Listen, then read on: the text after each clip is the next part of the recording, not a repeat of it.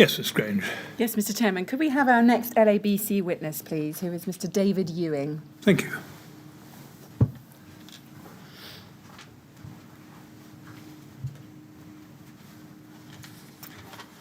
Good afternoon, Mr. Ewing. I understand you're going to take the oath. Yes. There should be a testament on the desk in front of you. Could you take it in your right hand, please, and read the words on the screen? I swear by Almighty God that the evidence I shall give should be the truth, the whole truth, and nothing but the truth. Lovely. Thank you very much indeed. Would you sit down and make yourself comfortable?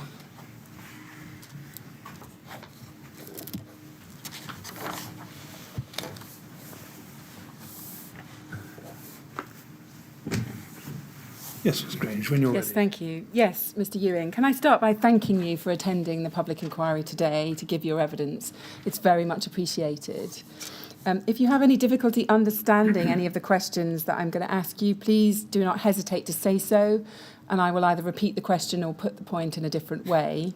Can you also try and keep your voice up, because there's a lady transcribing a verbatim note of what you're saying to the right, so that we can take a clear note of your evidence. Now, you've provided one witness statement to the inquiry. If we can bring that up on screen, it's LABC 0020139. There we have it.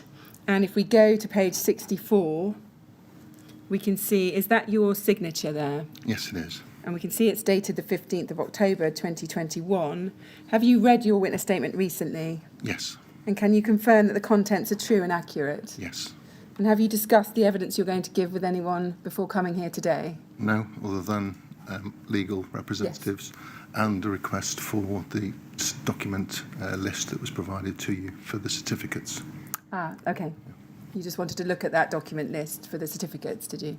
Well, I wasn't able to prepare it myself, so Right. that was done on behalf of the LABC team. Yes, thank you. That's helpful.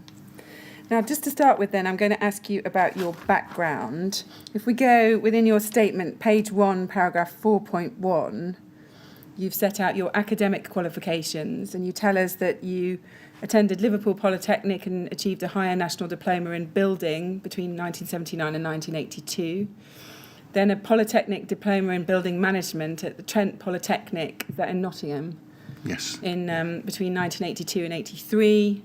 And then there are two courses. You've got the Institute of Building Control Part 2, Chesterfield College of Further Education, 1985. And then the Institute of Building Control Part 3, Chesterfield College of Further Education, 1986. Just tell us something about those Part 2 and Part 3 courses. What was the difference between them? They were courses set up for building control professionals. At the time, the Institute of Building Control was the body that represented building control. And they were two stages of qualification that ran through, I think it was 12 months each qualification. Yeah, thank you. And then if we go over the page, the top of page 2, we can see that you then went on to complete a BSc Honours in Fire at Leeds Metropolitan University in 1998. Is that correct? Yes. And can you just tell us, what did that course involve? It started as a diploma, a 2-year diploma, that was then extended into an honours degree. Yes. And focused on fire in buildings. Right, yeah. And then at paragraphs 9.1 to 9.3, if we look at page 5 of your statement, you tell us which professional organisations you are a member of, and you tell us that you're a member of the Institute of Fire Engineers, is that right, from 1998 to the present? Yes, that was following the degree. Sorry, following completion of the degree, I was allowed to attain membership of that organisation. Yes, I understand. And then you're also a member of the Royal Institution of Chartered Surveyors, is that correct? Yes. Since 2000? Yes. And a member of the Chartered Association of Building Engineers since 2020, is that correct? Yes. Yes, thank you. And you go on to tell us at paragraph 9.3 that you have represented the LABC on occasions in a number of different forum. So we've got the Warrington Fire Impartiality Committee meetings, And then a panel member on design versus as-built steering group looking at thermal efficiency of materials and products led by the Zero Carbon Hub, yes? Yes.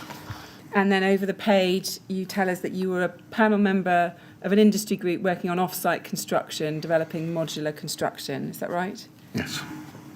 And then at paragraph 6.1 on page 2, just back to page 2, you give us an overview of your professional career prior to joining the LABC.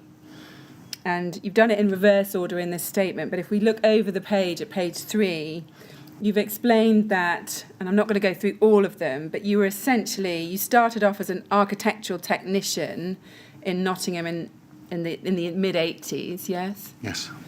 And then between 1985 and 1987, you were a building control officer employed by the Broxtowe Borough Council Yes. in Nottinghamshire. And then you were employed as a building control officer by Derby City Council. Yes. You were the principal building control officer employed by Amber Valley Borough Council between 1990 and 97. Yes. Then you were a building control manager employed by Newark and Sherwood District Council, March 2007 to January 2011, yes? It actually, that postdates my manager role at Gedling Borough Council from 97. Right. And that was purely looking to try and bring, I suppose it was transformation. It was looking to try and bring building control teams within Nottinghamshire together. And we had a 4-year period where I managed Newark and Sherwood as well as Gedling between Yes. 2007 Yes. and 2011. Yes. And then you tell us between October 97 until February 2012, which is when you joined the LABC, you were a building control manager employed by the Gedling Borough Council. Is Yes. that correct? Yes. Yes. So you've stayed within the Nottingham and Derby area broadly Yes. and risen up the ranks of the building control From system. officer through to manager, yes. Yeah. Then shortly before you joined LABC, between February 2012 and November 2012, you were the managing director of a company called Temporis Limited. Is that correct? Yes. And is it right that your primary work focused on fire risk assessments and design work for building regulation and planning applications for clients? Yes. Yes. Now, so we know that you began working for the LABC in 2012, and if we look at page 4 of your statement, at paragraph 7.1, you tell us that you applied for a role in business development at LABC. You commenced work at LABC in September 2012, part-time, until November 2012. This allowed you to close down your company, Temporis, and commence full-time work from November 2012. And you say your job title when appointed in September 2012 was LABC Consult Technical Sales Director. Is that correct? Yes. And can you tell us what your role as Technical Sales Director at LABC Consult involved? The role primarily was in relation to a registered detail scheme that we had running. Yes. All the duties as and when necessary, like attending, representing LABC at regional county or regional meetings, and day-to-day jobs, so technical inquiries, that sort of thing, through from membership that came through to LABC as a hub. Yes. And when you say the role primarily was in relation to the registered details scheme, were you effectively running that scheme and in charge of it? Yes. Yes, thank you. And LABC Consult, that you've made reference to there, was that a wholly owned subsidiary of the LABC? It was I suppose it was the commercial side of LABC. I see. Yeah. It was just a means of separating it from the day-to-day activity with our members. Yes. And you are currently, is this right, the head of education at LABC? Yes. And you've held that position since June 2020? That title. I was head of guidance prior to that, from 2016. Yes, I'm coming to that in a moment. Just as head of education, just tell us, what are your responsibilities in that role? My role with that is, I suppose it's the next generation of building control. So it's setting up a qualification system framework in place to provide learning and knowledge for building control officers. I see, yeah. And on page 4, we can see that at the bottom of the page, you've explained all the different roles that you've held while working for the LABC.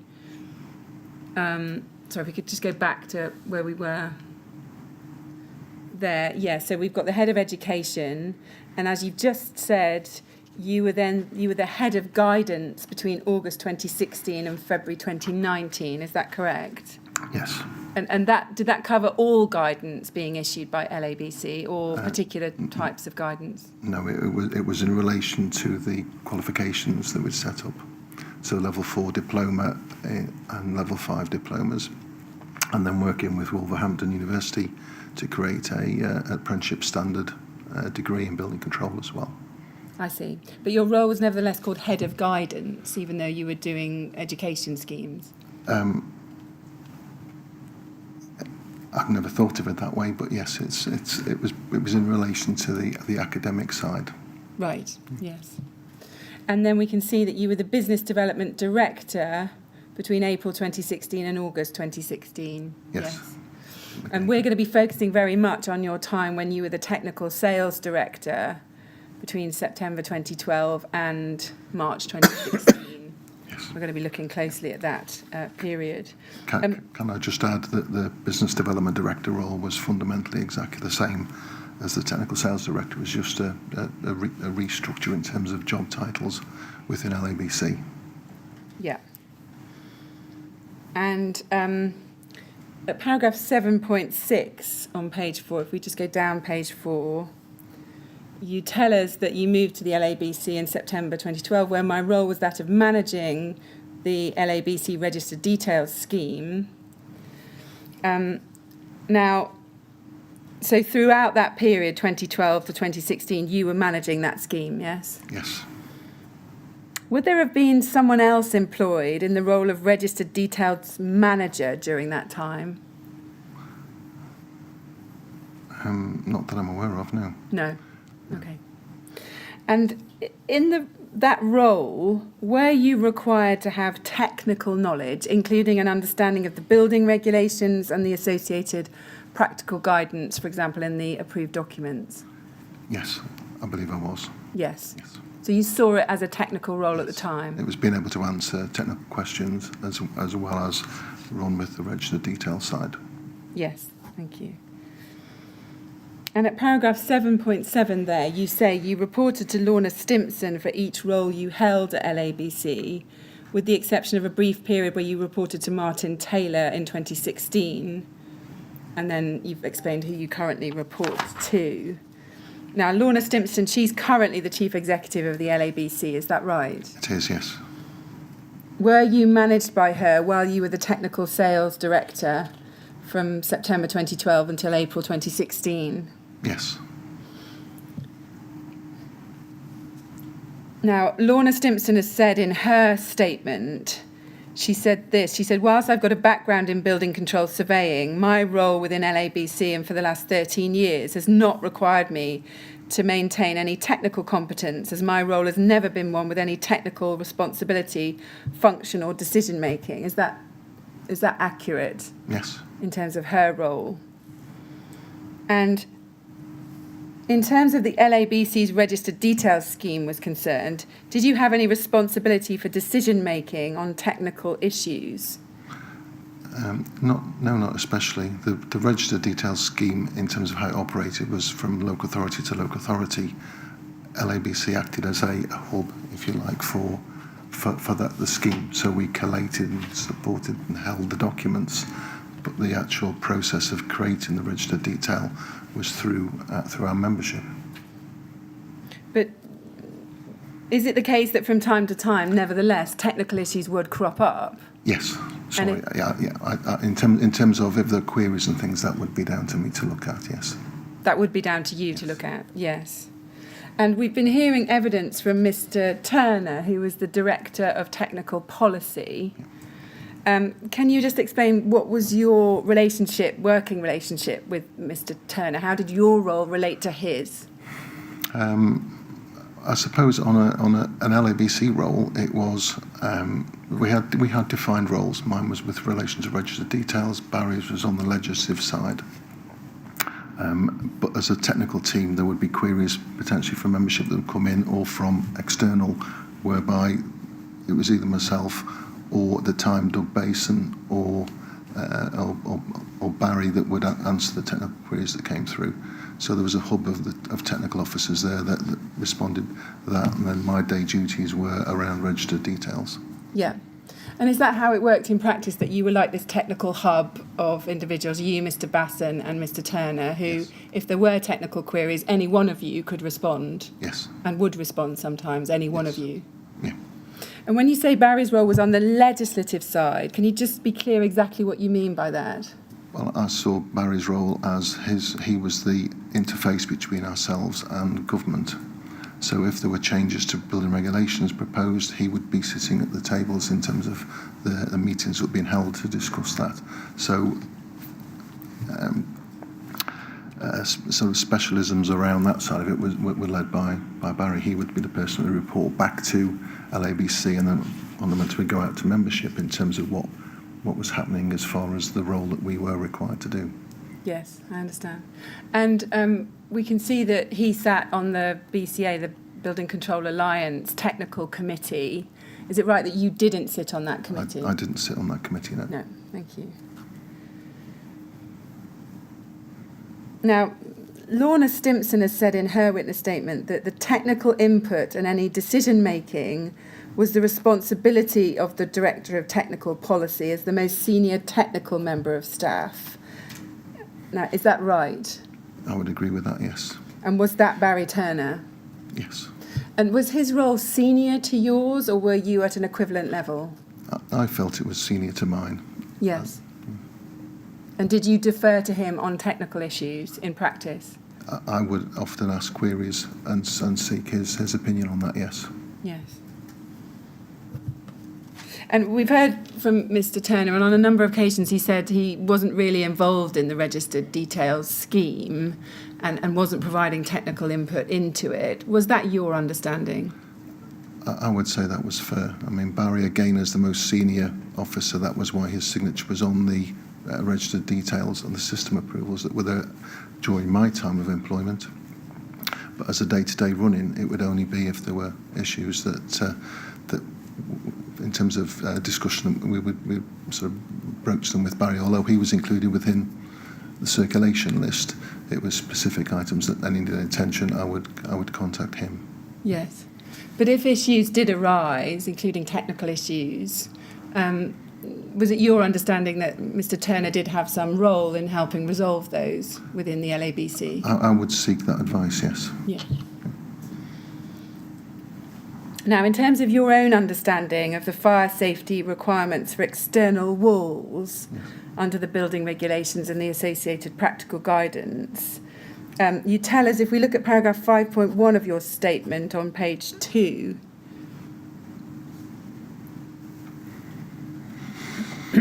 you say this, you say fire safety elements were part of the original Institute of Building Control qualifications, and the degree taken between 1995 and 1998, this focused on fire safety in buildings. And you say, I undertook informal training in relation to fire safety following each change to approved document B. This training was arranged regionally, East Midlands LABC, and delivered by LABC or other fire specialists between 1992 and 2012. And we say the same informal training process applied to changes to other parts of the building regulations. Now, in terms of what that training covered, that informal training that you undertook each time there was a change to approved document B, and you say that was arranged locally, did that include training on section 12 of approved document B and in external fire spread, i.e. B4 functional requirements? I believe that it must have. I mean, the changes to approved document B, I started in 1985. There was changes in 92, 2000, 2006. And yes. At those stages, that's when that additional information we provided. Yes. So the fact that the fire note was added in 2000 and BRE 135 was introduced in 2006, there would have been a point where that would have been raised during the training sessions that were there. Yes, okay. Did it cover the meaning of National Class Naught and which products this would apply to? What tests had to be undertaken to get National Class Naught? Can you remember that? I can't remember. And what about the meaning of the term limited combustibility as it applied to certain external wall materials? Do you remember having any training in that? There must have been, but I can't recall.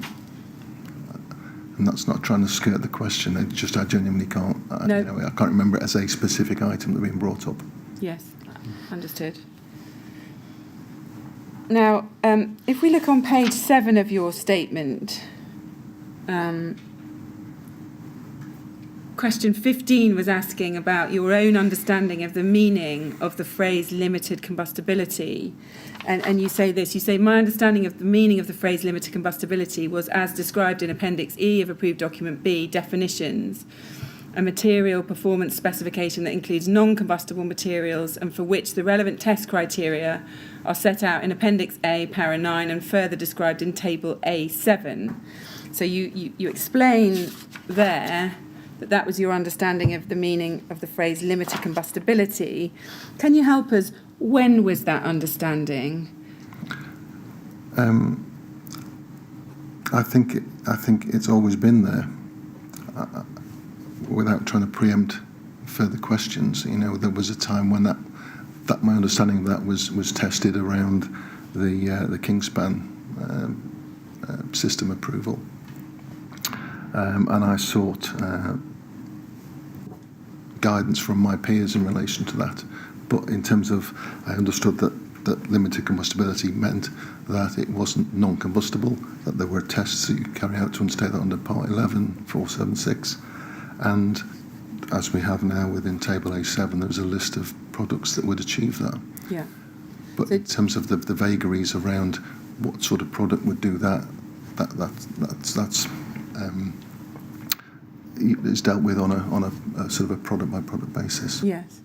So, but you think you did understand that the phrase limited combustibility had a special definition in Approved Document B, that you understood that, say, in 2012 and onwards? I believe so, yes. Right, yeah. Now, some more questions now about the registered details scheme. You've explained how that system operated in your witness statement. I want to look at some of the paragraphs of that. If we go to page 14 of your statement and look at paragraph 21.4, you're asked how did the system operate, and you tell us this: manufacturers would approach LABC direct or an individual building control team who would refer them on to LABC, who administered the process of registration. And then you go on, once an inquiry had been received, I would schedule an appointment with the company and meet to discuss the process. I would explain how the registered detail process would work and ask what data and third-party accreditation they possessed, and if they had a preferred local authority or person they would like to work with, referred to as a research authority in later questions. I would then either contact the preferred research authority or source one for them with the requisite skill sets and availability to turn the registration around within 2 months. Now, just pausing there, was it your responsibility to make sure that the officer undertaking the research from the relevant research local authority had the requisite skills to complete the task competently? Yes, it was.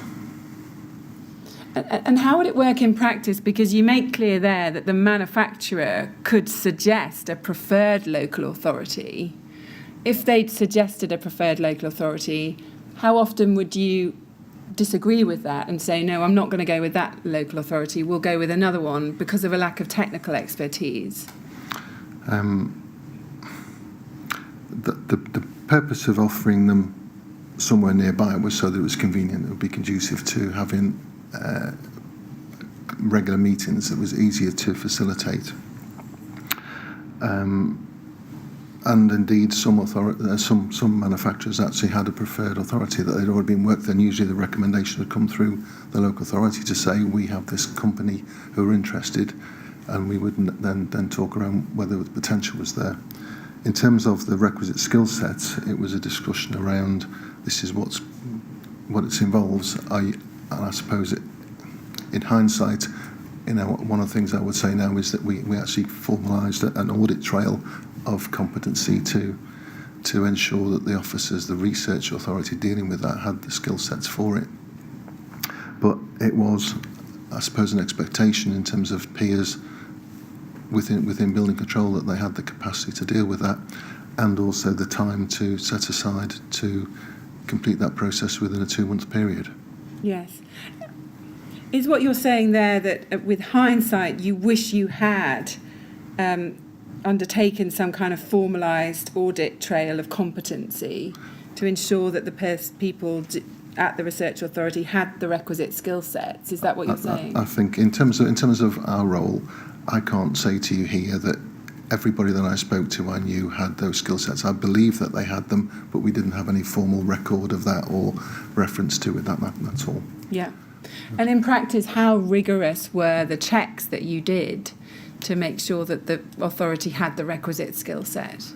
It was usually via a telephone conversation. This is what the process is. It's going to involve this, and this. This is the information I've already received in relation to the test data they have for that. Is that something you feel you're comfortable with? And that was it. Yeah. I have to say. Sorry. Yeah.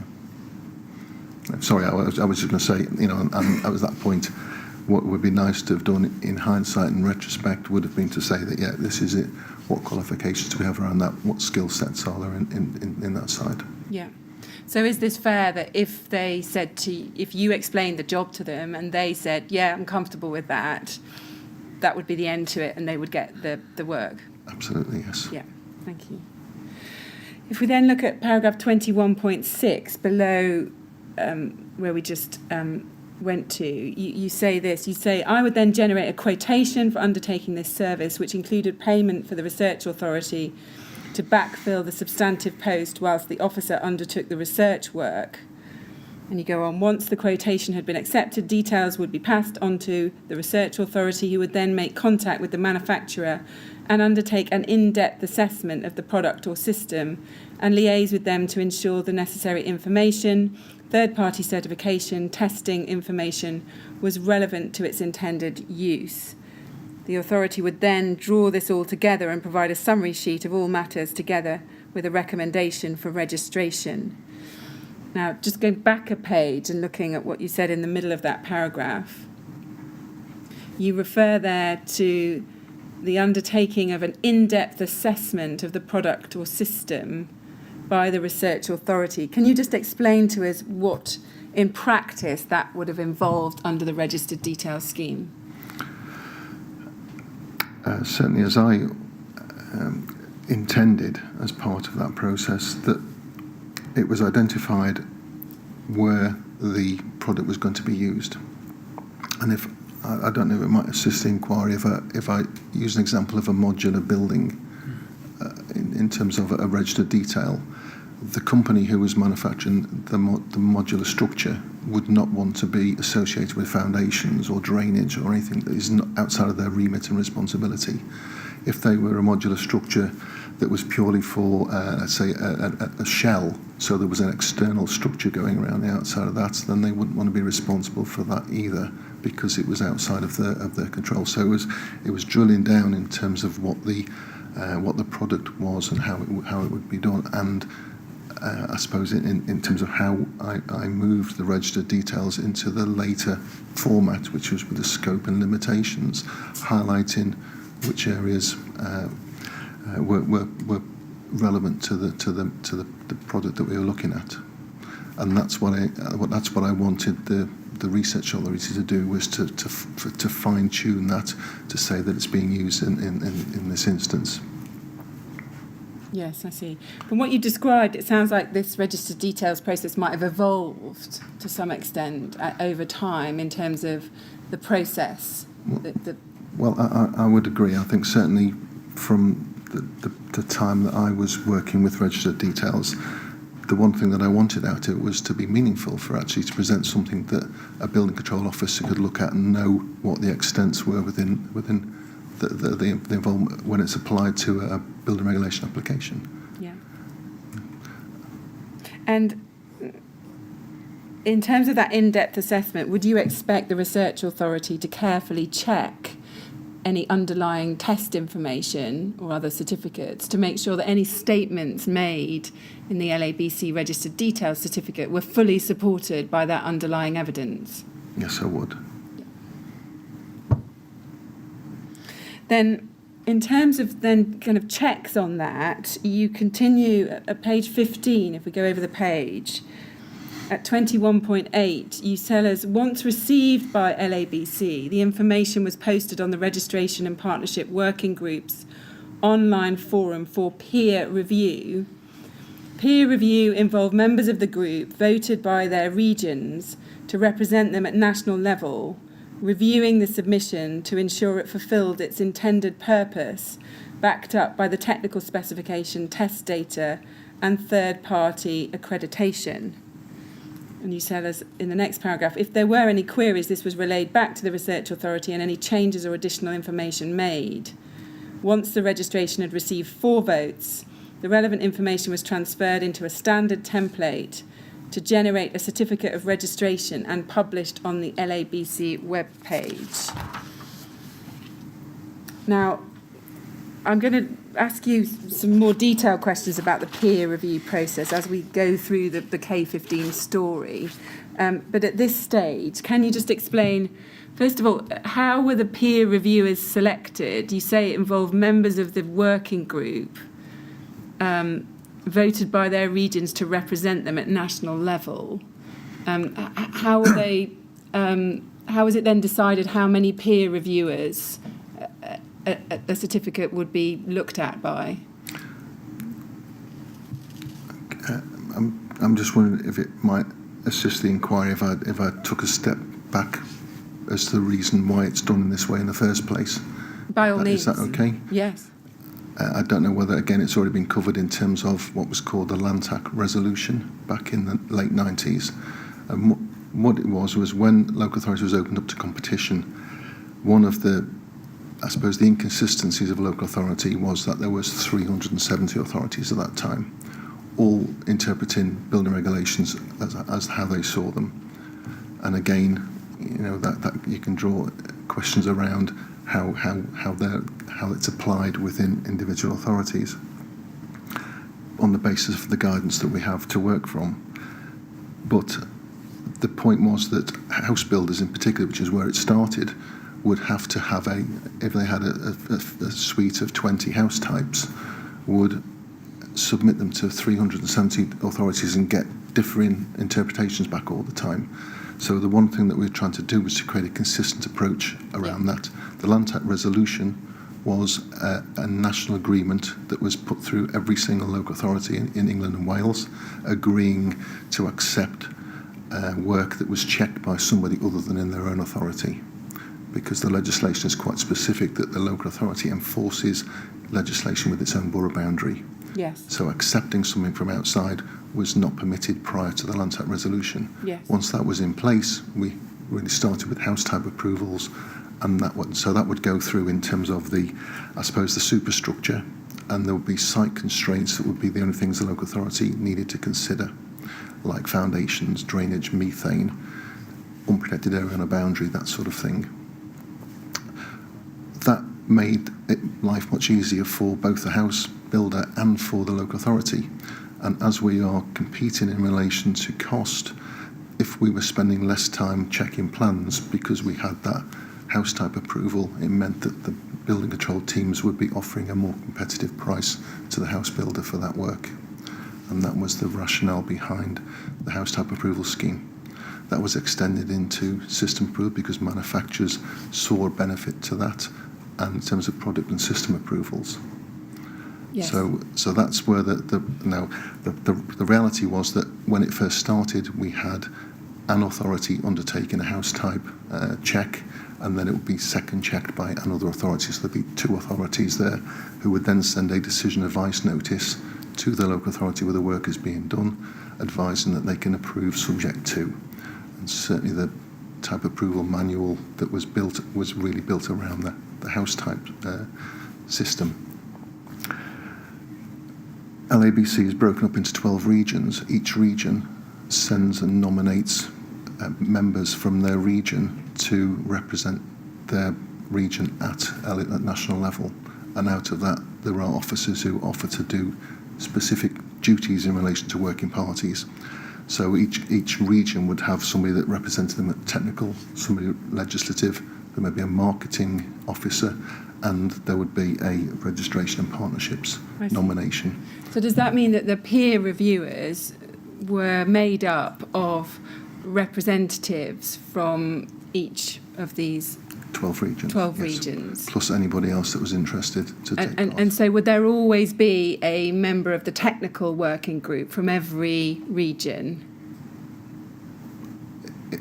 Not necessarily on the registration and partnership working group. That would be a separate working group. Right. So the technical working group is the group that would look at providing national guidance around consistency of interpretation of regulations. Yeah. I'm just trying to get a handle on what who the pool of peer reviewers were for the registered details certificate, and they were technical members of the regions who'd been voted onto that technical working group. Is that correct? Yes. Yeah. Yes, I see. So they would have had a technical background, but not necessarily, they wouldn't be working on the technical working group as well. And would there ever be any check about whether these peer reviewers had any expertise in terms of the registered details content that was being run past them? No. No, I don't believe there was. You know, again, these were officers who were usually in a senior capacity and who obviously felt confident enough to step forward and offer their services for the registration and partnerships group. And is it right that the way it worked was that once 4 votes in favour were turned in support of the certificate, then that certificate was authorised? Technically, it was 5 because we had the research authority recommending approval, and then 4 others made it 5. So the original 2 authorities approving a house type approval had been extended through to yes. to so 5. You've got, I understand, you've got the original research authority. They do the work, prepare the draft certificate, and the other documentation. It then goes to 12 peer reviewers. There was at least 12 members, and then staff were obviously notified as well, but they didn't have a vote on the product that was there. It was purely the registration working group. Yeah, but once 4 peer reviewers said yes, then it went through. Is that right? Yes. What would happen if, and we'll come to a specific example of this in due course, but 4 reviewers say yes, but shortly after it's been authorised, a peer reviewer pops up and says, I don't agree. Did that ever happen? Yeah, there were comments that put through on registered details where either the information was queried in terms of the extent and the scope of the registered detail itself. Right. And then that was fed back through to the research authority. It would come back, obviously, because we were facilitating the communications in terms of what was there, so we would try and assist to answer that question until we got to a point where there were 4 additional votes. Yes. And this voting process, I was asking Mr. Turner about this, and he wasn't really able to help us in any detail. Did they have to send an email, or was the vote registered on another platform? It was on a separate platform, so the notification came through online, so they could click into the LABC pages and register a vote on it that way. Yeah. So there's occasions where we can only see 1 email or 2 emails from peer reviewers saying they're supportive. But are we right that we shouldn't assume that there wouldn't be other votes in favour lodged with that platform you're just talking about? Is that right? I'm sorry, I don't understand the question. So we'll come to it in due course, but there's a situation with K15 where we can only see 1 email from one of the peer reviewers saying, yes, this is okay. Right. That's in an email message. Yeah. But am I right in thinking there was a separate channel of communication that the peer reviewers could register their votes in favour or not? Yes, it was. Yes. It was effectively. It was. Are you in favour? Yes. And if you were, there was an option of adding, which is where the email would be generated against it. Yes. And can you describe in your own words what exercise you were envisaging the peer reviewers would do when they got the information provided to them? Their role, as I saw it, was to look at. They certainly weren't undertaking another sort of clinical check of the registered detail. They were looking at the preambles, what was there, what was the product trying to do, or the registered detail trying to do, what information was pertaining there, was there enough stuff that was hanging off that decision to say that it met the criteria of the building regulations. And it could be that it was missing information in relation to thermal properties when the extent is around, let's say it was around fire. It was making sure that all areas were covered, so ensure it complied with the regulations, not just a specific regulation. So if I go back to my modular housing analogy, it could be that we looked at that in relation to accessibility. So whether low thresholds on the doors that were there that may not necessarily be part of the standard specification for that building. Yes. Now, suppose that there was a statement made in the draft certificate which went beyond the test evidence in support of it. Would you have expected the peer reviewers to pick that up? Again, I'm sorry, I'm not sure of what sort of statement do you mean? Well, we'll come to some examples, but suppose there's a statement made that this product is one of limited combustibility or can be considered one of limited combustibility. Yep. But in fact, there was no test evidence to support that statement. Yeah. Would you have expected the peer review process to pick up a situation like that? Yes, I would have hoped that it would have been picked up. When you say you would have hoped it would have been picked up? Well, I suppose I would have expected. I would have hoped that the people that were on the registration and partnerships working group would have been able to have addressed that.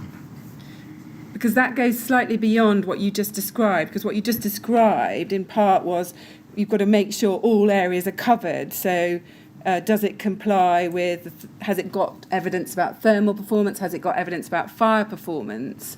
That's a very different exercise from actually drilling down into whether the test evidence you've got in a particular area supports specific statements that are being made by the LABC. Do you follow? Well, I think in your example of the limited combustibility, I would be expecting them to look at the test data, the supporting documentation that was there to evidence that was actually supported. Right. You know, in terms of that statement, there are other areas, you know, which perhaps I can't think of an example, but there are areas where perhaps it's not as rigorous, but something that jumps out at you like that I would have hoped would have been addressed. Right. Yes. Now, I just want to look at something you say now at page 4 of your statement, paragraph 8.1. At the bottom, you're asked, please give details of your own involvement whilst employed by the LABC in relation to decision-making relating to the following matters. And then if we go over, the use of combustible products in the external wall arrangements of buildings with a story over 18 metres. And you tell us this, you say, I nor LABC had no involvement. Decisions on the use of combustible materials are made in their entirety by the local authorities or approved inspectors where the relevant work is proposed. And then you're asked at B, so what involvement did you have in decision-making related to the compliance with building regulations and approved document B of products used in the external wall arrangements of buildings with a story over 18 metres? And you say, I nor LABC had no involvement. Decisions on the compliance of combustible materials are the sole responsibility of local authorities or approved inspectors where the relevant work is proposed. Now, do you accept that through the registered details scheme, the LABC did, in fact, make assessments about the use of combustible products in the external wall of external walls of buildings over 18 metres? The registered detail made an assessment of it, but the decision was with the local authority. I'm sorry if that sounds it's crossing. Was how I was interpreting the question that had been asked. I see. But you were in charge of the overall process, and that included a peer review process of it, yes? Yes. So you were responsible, weren't you, for making sure that the registered details process was followed correctly insofar as statements were being made about the use of combustible materials in buildings over 18 metres? I was, and I changed the process of the registered details to try and reflect that Yes. accurately. And if concerns were raised about the way in which the registered details process was dealing with, say, a particular material, you had a responsibility for that, didn't you? Yes. Yes, Mr. Ewing, as I understand it, what you're really saying here is that LABC was carrying out the investigation into the particular material or product, but that ultimately, and the results of your investigation would be made available to a local authority, but ultimately they had to take responsibility for deciding whether to approve it or not. Yes, the registered detail was hopefully assisting them in making their decision. Yes, but I imagine also you would expect them, in most cases, to accept what was stated in your certificates. That was one of the fundamental reasons why I changed the structure of the registered detail, because I didn't feel it gave enough information to the local authorities to base that judgment. Thank you, and I think we understand that. Yes. When did you change the structure of the registered detail to allow for that? The format of the registered detail changed through, it was around July 14 through to March 15. So the process started, and that was across the board for all registered details, not just for Yes. Kingspan and Celotex, but the information that was contained within the document was portrayed portrayed in a different format, which gave the scope and limitations of that certificate. Yes. And was it due to any concerns which had been raised, for example, about the registered details certificate for K15, the Kingspan product, which led to you making those changes? Yes, I mean, fundamentally, it was the information we received that the BBA Agrimon certificate had been re-released in, I believe it was late 2013. We didn't find that out until 2014, June, July. There was an email, I believe, from a Mr. Everett, Europa Facades, that came through around the registered detail itself. We were already on board in trying to look at how the registered detail would work in light of the primary document, which is the Agrimon certificate. Now, just to pick up a little bit more on the chairman's point about what the effect would be of these LABC registered details certificates, can we just look briefly at the registered details manual? This is HBC 6023, and the front page begins at page 2. There's the front page of it, and at page 4, if we look fourth paragraph down, it says this: once a registered detail certificate is awarded, the type, system or solution will be recognised by all local authority building control departments across England and Wales. Therefore, it is important that the application, I should say, is thoroughly considered and the procedures detailed below are closely followed. Now, was that your understanding about the effect of these registered detail certificates? Yes, I mean, in terms of the fact that there was a registered detail for it, should indicate to the local authority that there's been involvement from our side of it to try and improve that and provide that information. Yes. But from my side, I was still trying to improve that information in terms of the format of the registered detail itself, the certification. Yes. Can we just look at an email at this point? It's LABC 303133, and I want to look at page 2, the bottom of page 2. on the 30th of November, you send an email to someone called Mark Swift at Alumask Exteriors. And you say, "Hi Mark, we met recently at the Fabric First event in London and spoke briefly about our LAB registered detail scheme, which operates nationally as a fast-track route through the building regulation process." Now, can you just explain exactly what you meant there when you said it's a fast-track route? Fast track. It's purely, I alluded to it earlier, that if the authority has the information, they're not spending time and therefore costing that out within the cost of their building regulation application charge.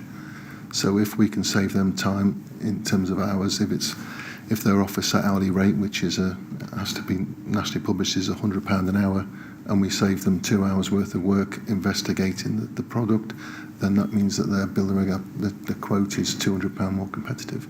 And that was the rationale behind the fast track. It saves time, therefore it goes through. I suppose fast track is more of a marketing term that's there. But that was the intention, was that it would assist the process to go through quicker because it didn't involve that additional investigation side. Yes, thank you. And I want to show you at this point an extract from Martin Taylor's statement to the inquiry. He was employed by the LABC. Can you just explain what was Mr. Taylor's role in around 2012, 2016? Well, Martin worked with LABC prior to me starting in 2012, and he came back to local authority, or came back to LABC in the late part of 2015. Yes. So as a structure, he became my head he took over as a responsibility for LABC Consult, and became my reporting line manager. Yes. Let's look at his statement. It's at LABC 0020153, page 60. And it's paragraph 47.23. So he's talking about the registered details scheme here. And he says this: there's a footnote within the email where I clearly described running the quote past Miss Stimpson. The comment, "If we get this one right, it will be good for the bonus," was merely a flippant comment. There was no such bonus scheme. But both Miss Sloper and I were coming under increasing pressure from Phil Hammond, LABC's managing director at the time, to increase the number of registrations within the scheme. Such pressure did not affect my management of the process overall, but it did contribute to my decision when ultimately I chose to leave LABC in September 2012. Now, in terms of what he says in the second part of that paragraph, as far as you were aware, was there increasing pressure coming from Phil Hammond, the LABC managing director, to increase the number of registered details registrations? No. Genuinely no. I'm surprised to read that. I'm disappointed to read that. I've never felt that at all. So you weren't aware that this contributed to Mr. Taylor's decision to leave the LABC in September 2012? No.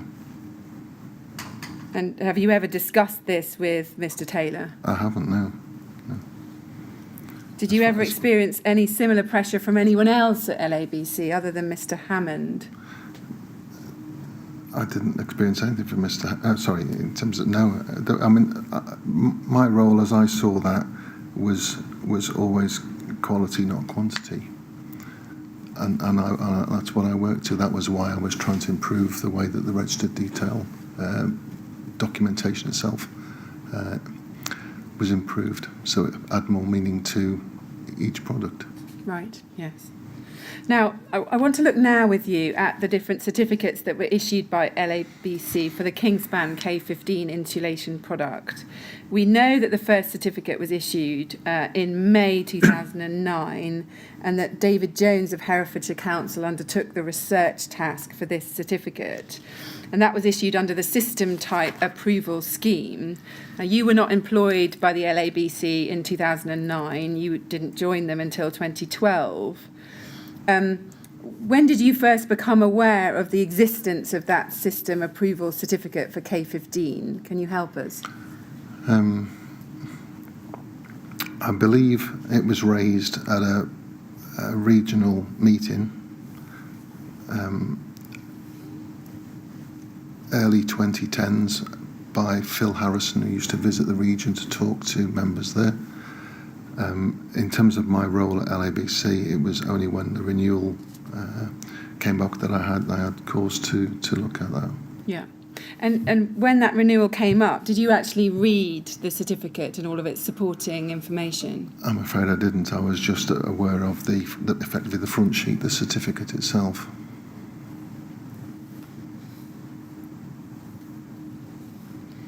And as it was an existing registered detail or existing system approval, I took the view that was checked by my peers in terms of professionals that the product was good to go. Did there come a time when you realised that the technical content of this certificate was incorrect and misleading? Yes, it was after the withdrawal of the reissue of the BBA Agrimon certificate in July 2014.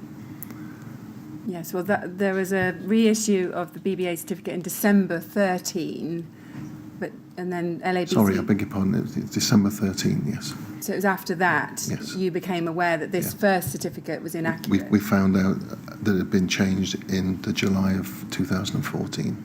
Yes, we'll come to that. Just help us, can you tell us who the technical coordinator was under the type approval scheme? Can you help us as to who would have held that technical coordinator role? Are we talking post-2012? Yes, first of all. I mean, well, you've transitioned over to the registered details scheme, I suppose, by that point. Yeah. Can you help us as to who would have been the technical coordinator prior to that?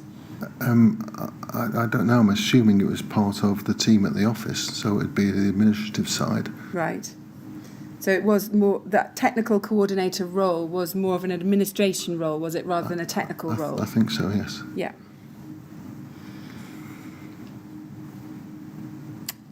And can you help us, as far as you understood it, was Mr. Turner in any way responsible for the system type approval scheme before you took over in your role in relation to the registered details scheme? I don't know, because I wasn't there. I suppose the first issue of the registered detail had Barry's signature on it. I assume Barry was involved with the system approval prior to that, but I can't confirm that because I don't know. Now let's start with the registered details certificate, which was issued on the 28th of August 2013 for K15, and I want to look at some of the correspondence that led up to that certificate being issued. If we go to LABC 40985,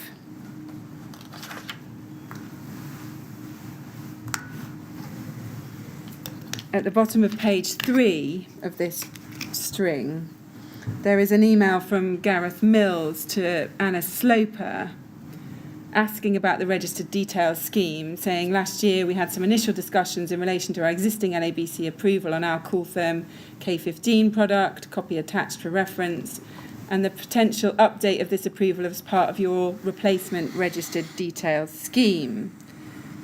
And over the page he goes on that we're potentially looking to move forward with this project. If you could forward an outline of the costs to make up these updates and what information you would require from ourselves to move forward, this would be greatly appreciated. And then if we just look up on the next email on page 2, we can see your response, 19th of October 2012. Hi, Mr. Mills, sorry I haven't been back earlier to you. I've gone back through Martin's communications regarding earlier pricing, and you basically explained that to upgrade to a new registered detail would be £700 plus VAT, and you attach an application pack. And you say in the second paragraph, the original certification was through Hertfordshire. I think you might mean Herefordshire there. Yes. And I will speak to them to ensure they're able to resource the checking process for you. information required would be as the relevant testing certification detailed previously and updated where standards may have been updated or superseded. Trust this is acceptable. I'll contact you shortly. Now, did you actually speak with Mr. Mills following this email? Do you remember? I don't remember, and I've certainly visited Kingspan offices, but I can't put a name to a face. I listened to Mr. Meredith's evidence last year, and I was in correspondence with Mr. Meredith, and I thought I'd met him, but when I saw him giving evidence, I didn't recognise him, so I don't know whether it was Mr. Mills I met instead of him. Right, yes. The correspondence then shows that sometime later in January 2013, so you're getting back to Mr. Mills in October 2012, but it's not in fact until January 2013 that Mr. Mills responds, having filled out the relevant forms and attaching the relevant literature. Do you know why Mr. Mills took about 3 months to respond to you? I don't. Can you remember whether there had been any discussions with Kingspan in that intervening few months?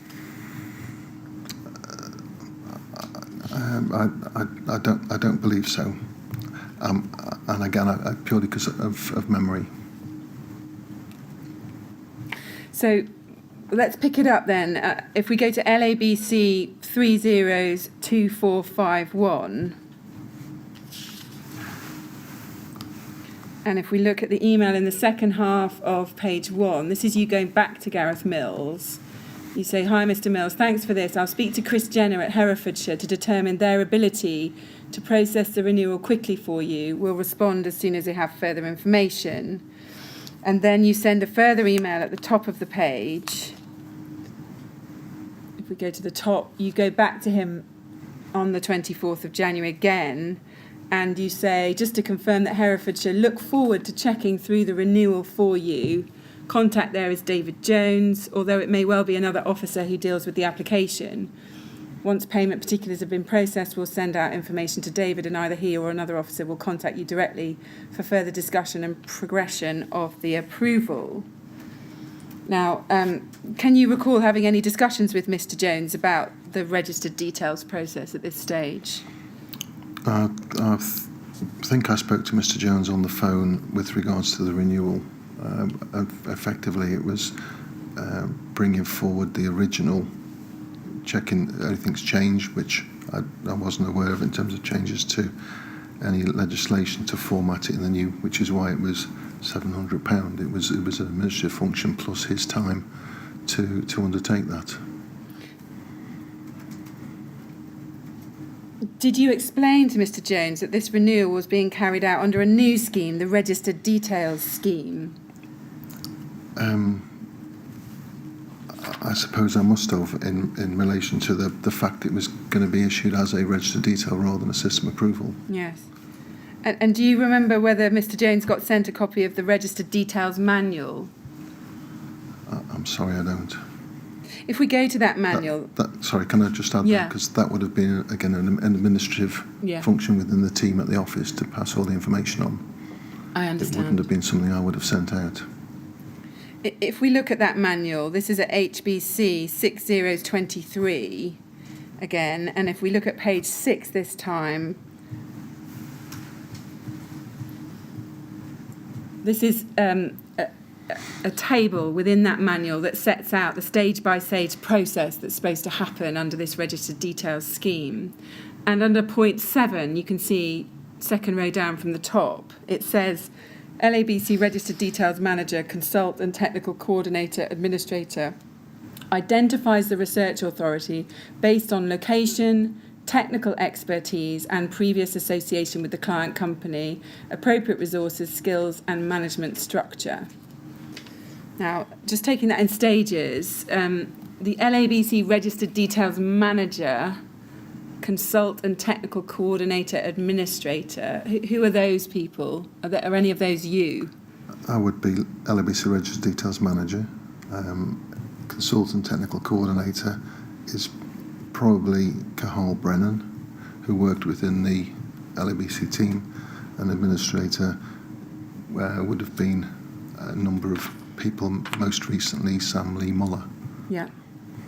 So you or Mr. Brennan or Mr. Sam Lee Muller are to identify the research authority based on location, technical expertise and previous association, etc. What was your understanding of Mr. Jones's technical expertise at the time? It was purely the fact that he dealt with the earlier application. They're local to the Kingspan offices, so it just seemed an obvious to pass that through them for the new registered detail. So is it right that these weren't cumulative requirements? You weren't supposed to be looking at location and technical expertise and previous association. You could just pick one of these, and if there was a yes to that, the relevant authority would get the work. In terms of based on location, if the officers that were local to the manufacturer on discussion felt that they had the requisite skills to deal with it, then that would have been adequate and sufficient to put it through. The technical expertise side of it was on the basis that Mr. Jones had dealt with the earlier system approval. So you were relying on an assessment that had been made some years earlier about whether Mr. Jones had the right technical expertise to take on the job? Yes. And that wasn't rechecked as part of this registered details scheme? No. And did you ever become aware of what experience or expertise Mr. Jones had in terms of external wall materials, buildings over 18 metres? No.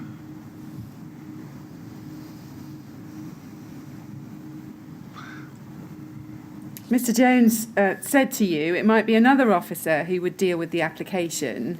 Did you ask him at that point, well, what were the other officers' qualifications and experience to undertake the task? I didn't know.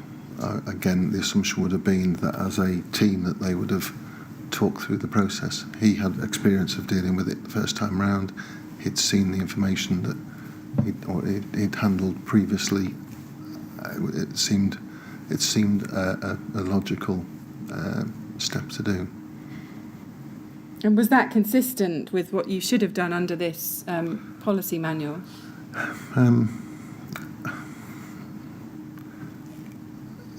In hindsight, as I mentioned earlier, the process of having an audit trail around the competencies is something that would have worked much better than the system we have here.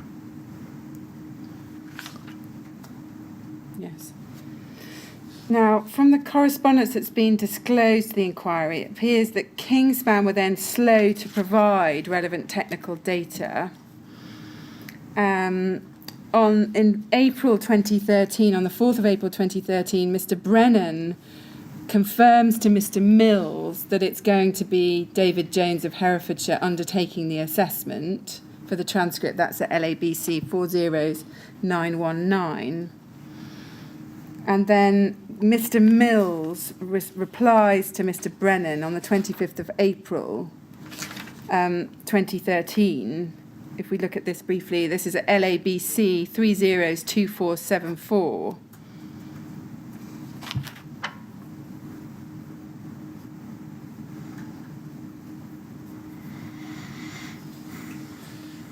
So here we've got an email from Mr. Mills at the top of the page to Mr. Brennan. Attached are a number of additional documents relating to the Cooltherm K15 product. The attached documents include BBA approval for Cooltherm K15, assessment report for the lambda values, etc. I hope this will be of assistance. So you probably can't remember, but I'm going to ask you. Mr. Mills says these are additional documents. Can you recall whether Kingspan had provided any other documents in support of this registered details application? Not that I'm aware of, no.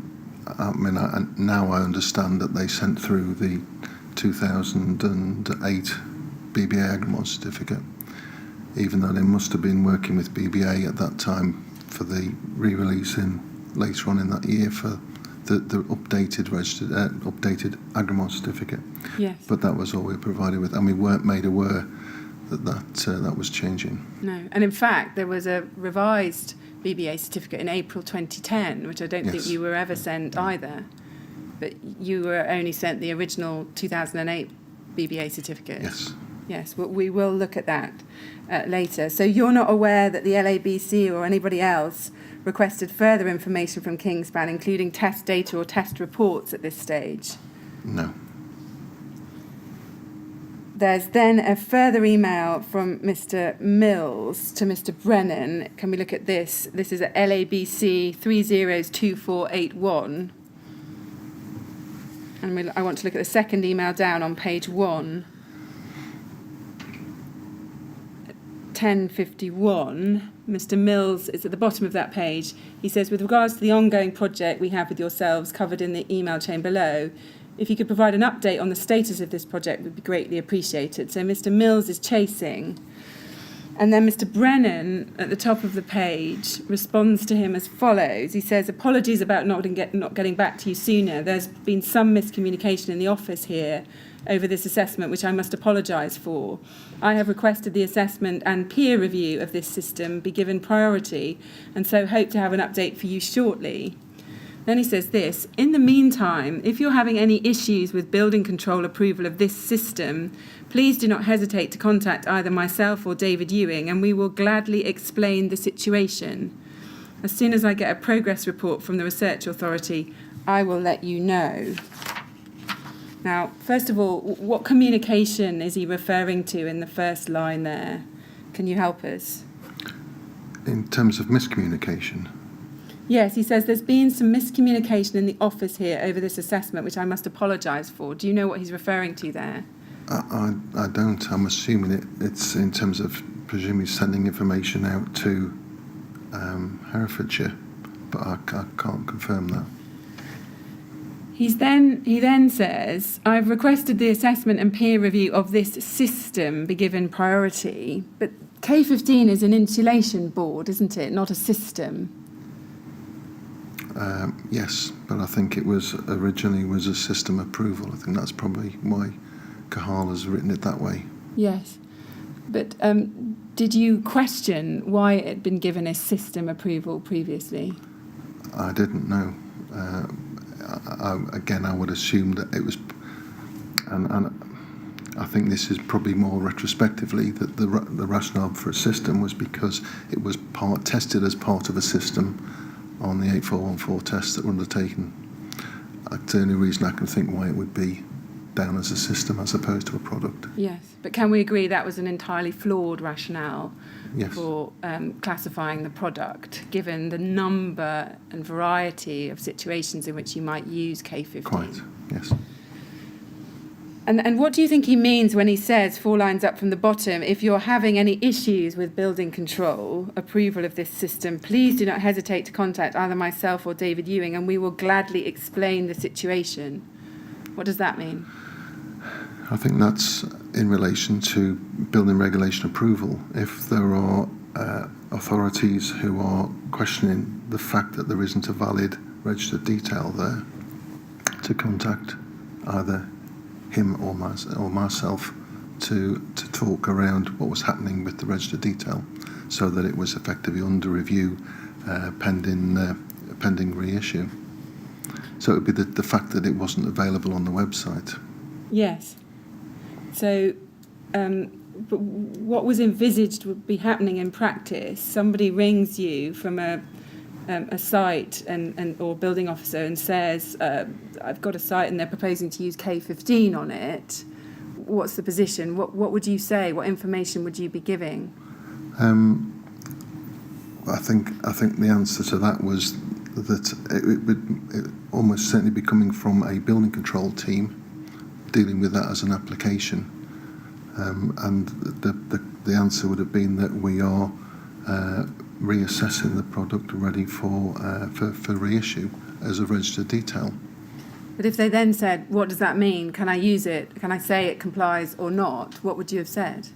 I think in all probability we would have said that information contained on the earlier system approval would still be relevant. Yeah. Because you see, one reading of this, and it sounds like you agree with that, is that what was being suggested is that the LABC would be prepared at this time to give reassurance to building control officers about the use of K15. Is that fair? I think it was more about the lack of information on the website. If they were reliant on the website as an information source, that they would come to us around that. But you've said that in all probability you'd have said, yes, the original certificate remains valid. How could that have been said in circumstances where there was no LABC certificate in place at the time and you hadn't gone through the peer review process for this current registered details certificate? I think as the renewal, I think it was purely because I don't believe anything had changed from the information that we had assessing the original system approval. It was just an update. So it was transferring that information across onto a new registered detail. That was all. When you say, I don't believe anything had changed from the information we had assessing the original system approval, you've already told us you hadn't read the 2009 certificate. Had you read all the supporting information for this registered details certificate and compared it with what was said previously and satisfied yourself that nothing had changed? At that point, no. In terms of the content of the email there, from my side of it, it was again. I'm not saying that I was not. I was aware of the certificate as opposed to supporting information behind it. I hadn't dug that out to say that we'll do that. That would have been part of that process potentially, but it was more around, had the regulations changed? Was there any reason why, from the building regulation perspective, that product was no longer suitable? See. And I know that spins around in the context of the inaccuracies that were on that document. But there was nothing fundamentally different to how it was when it elapsed purely by a timeline. Yes. Mr. Chairman, I think that would be a good moment, given we started earlier, to have the afternoon break. All right, yes. Okay. Well, we have been running for over an hour, and perhaps that would be a good idea. We have a break during the afternoon, Mr. Ewing, and this looks like a good time to take it. So we'll stop now. We'll resume, please, at 3:20. And I have to ask you, as I have all other witnesses, please don't talk to anyone about your evidence or anything to do with it while you're out of the room. All right? Okay. Thank you very much. Would you go with the usher then, please?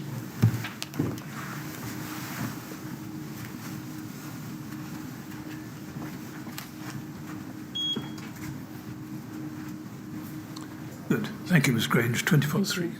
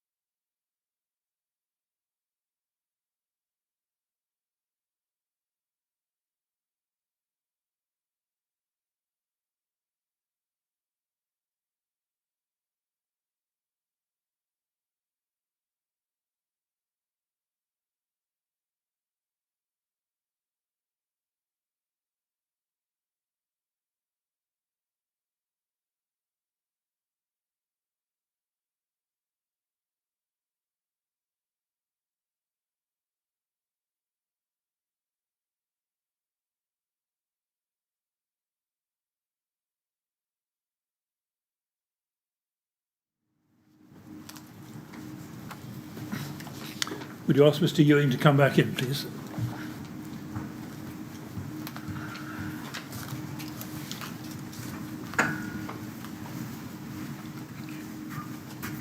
Yes, do sit down, Mr. Ewing.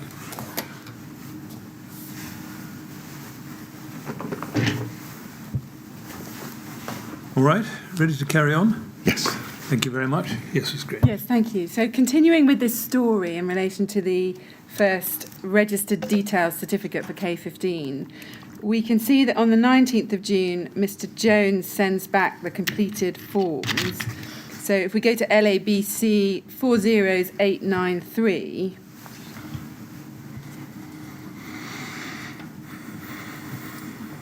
Mr. Jones sends these documents to Mr. Brennan on the 19th of June 2013, and we can see that he says, one of my team has now reviewed the previous approval and subsequently made some amendments as necessary to reflect changes in standards since the last issue. I believe this should be enough to reissue the type approval as a registered detail, but if on reviewing the attachments you need anything more from us, by all means let me know. Once all is deemed okay, please let me know what needs to be done in respect of our part of the fee. And he attaches 3 documents. They are the Cooltherm K15 Type Approval Summary, revised June 13, Application Pack Registered Details Application Form, and the Commission Pack Compliance Declaration Form. And we can see from the one email down, that somebody called Colin Davis, if we go down the page, somebody called Colin Davis has actually completed these documents. You can see him saying to Mr. Jones, Dave, I've made all the necessary alterations myself. I believe this is now sufficient. I've not approached the invoicing situation. Should you have any queries or concerns, please do not hesitate to contact me.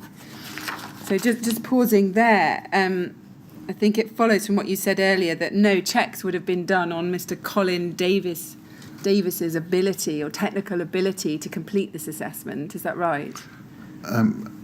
I think you are. Other than I would expect David Jones to understand that Colin Davis, as a senior building control surveyor, was capable of undertaking that on his behalf. Right. But you don't know that, do No, you? I don't know that, no. And we saw the documents that were attached. If we can go to the Cooltherm K15 Type Approval Summary, that appears at LABC 40894. And if we look, this is the Type Approval Summary, and if we look at page 3, above the heading in the middle of the page, Requirement B3, we can see under Requirement B, Fire Safety Considerations, it said, from the results, it can be considered as a material of limited combustibility and meets the criteria for Class 0 classification for surface spread of flame. And further down on the same page, under the heading Requirement B4, External Fire Spread, it says this: since K15 can be considered a material of limited combustibility, it is suitable for use in all situations shown on diagram 40 of approved document B, volume 2, including those parts of a building more than 18 metres above the ground. Now, that technical information was incorrect, was it not? Yes, and it looks like it's just a straight copy over from the original supporting documentation. Did you appreciate that at the time? Did you notice No. that technical statements were being made in this documentation which would accompany the certificate which were inaccurate? No, I didn't. And it was purely the fact that it was something that had already been previously sanctioned through the Registration and Partnerships Group. So does it follow that you didn't read these documents? I think it's probably that I didn't give them the attention that they clearly needed. And we can see then that the registered details application was sent for peer review on the 20th of June 2013. If we go to LABC 305132,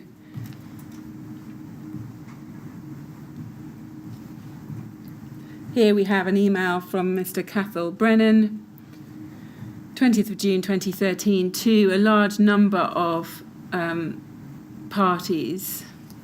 and those include the peer reviewers, is that correct? Yes.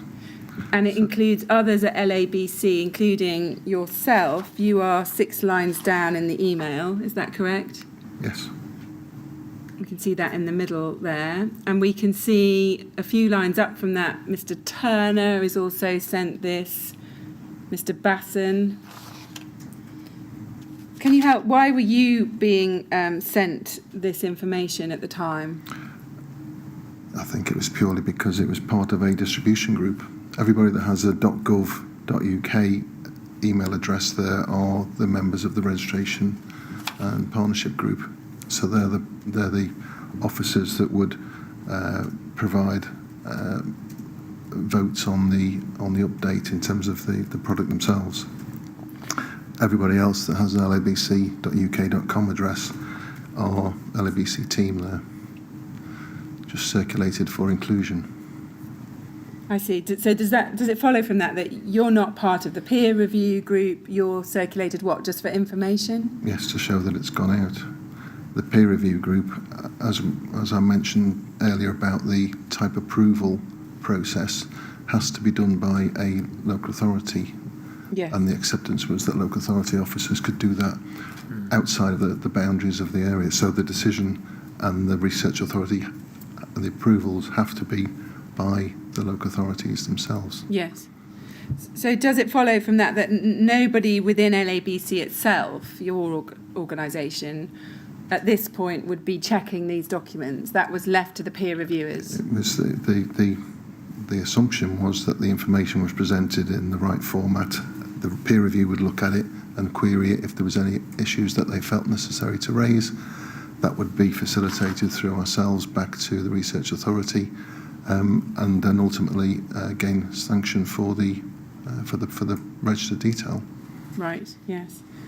And if we look at the email itself, it says, "Dear colleague, please go to the registered details peer review forum to view the posting of the compliance declarations and drawings of the submission detail below. Please give comments by the date indicated where possible." And we can see that date is the 4th of July 2013. Underneath that, it says the compliance declaration form and all relevant technical details of the above are available within the document library. All comments or votes should be left under the relevant topic or can be sent to this email address marked for my attention.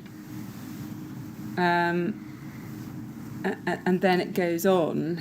Now, it says below that there was a registrations and partnerships working group that would be held on Thursday the 27th of June. Can you help us? Was it any part of that meeting, to discuss the registered details application for K15? Is that why they're being told that in this email?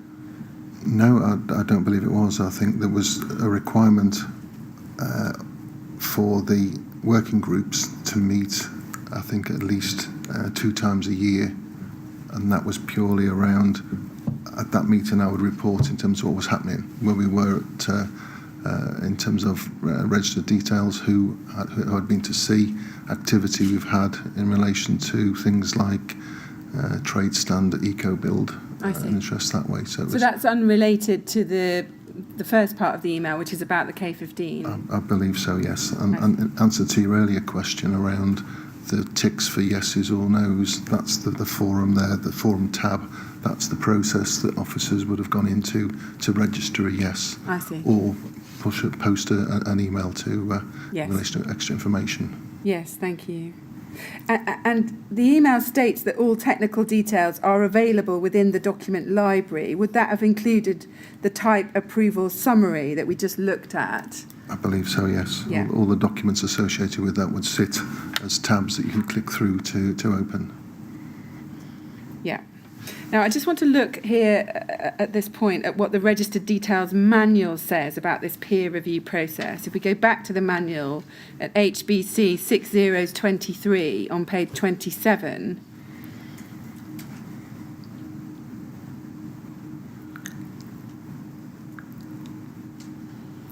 now there's a number of pieces of guidance here. I'm going to only ask you about a few parts of this. So it's Appendix 10, the peer review process. 3 lines down from the top, it says this stage is crucial to the entire process of registered details because it demonstrates an audit trail to certification by consideration from independent professionals. Is that a fair description of what was intended? Absolutely. It was to demonstrate impartiality. And then picking it up in the second substantive paragraph, beginning all of there, it says all of the information received as part of the registered detail application is uploaded into the document library, including the compliance declaration form and document list.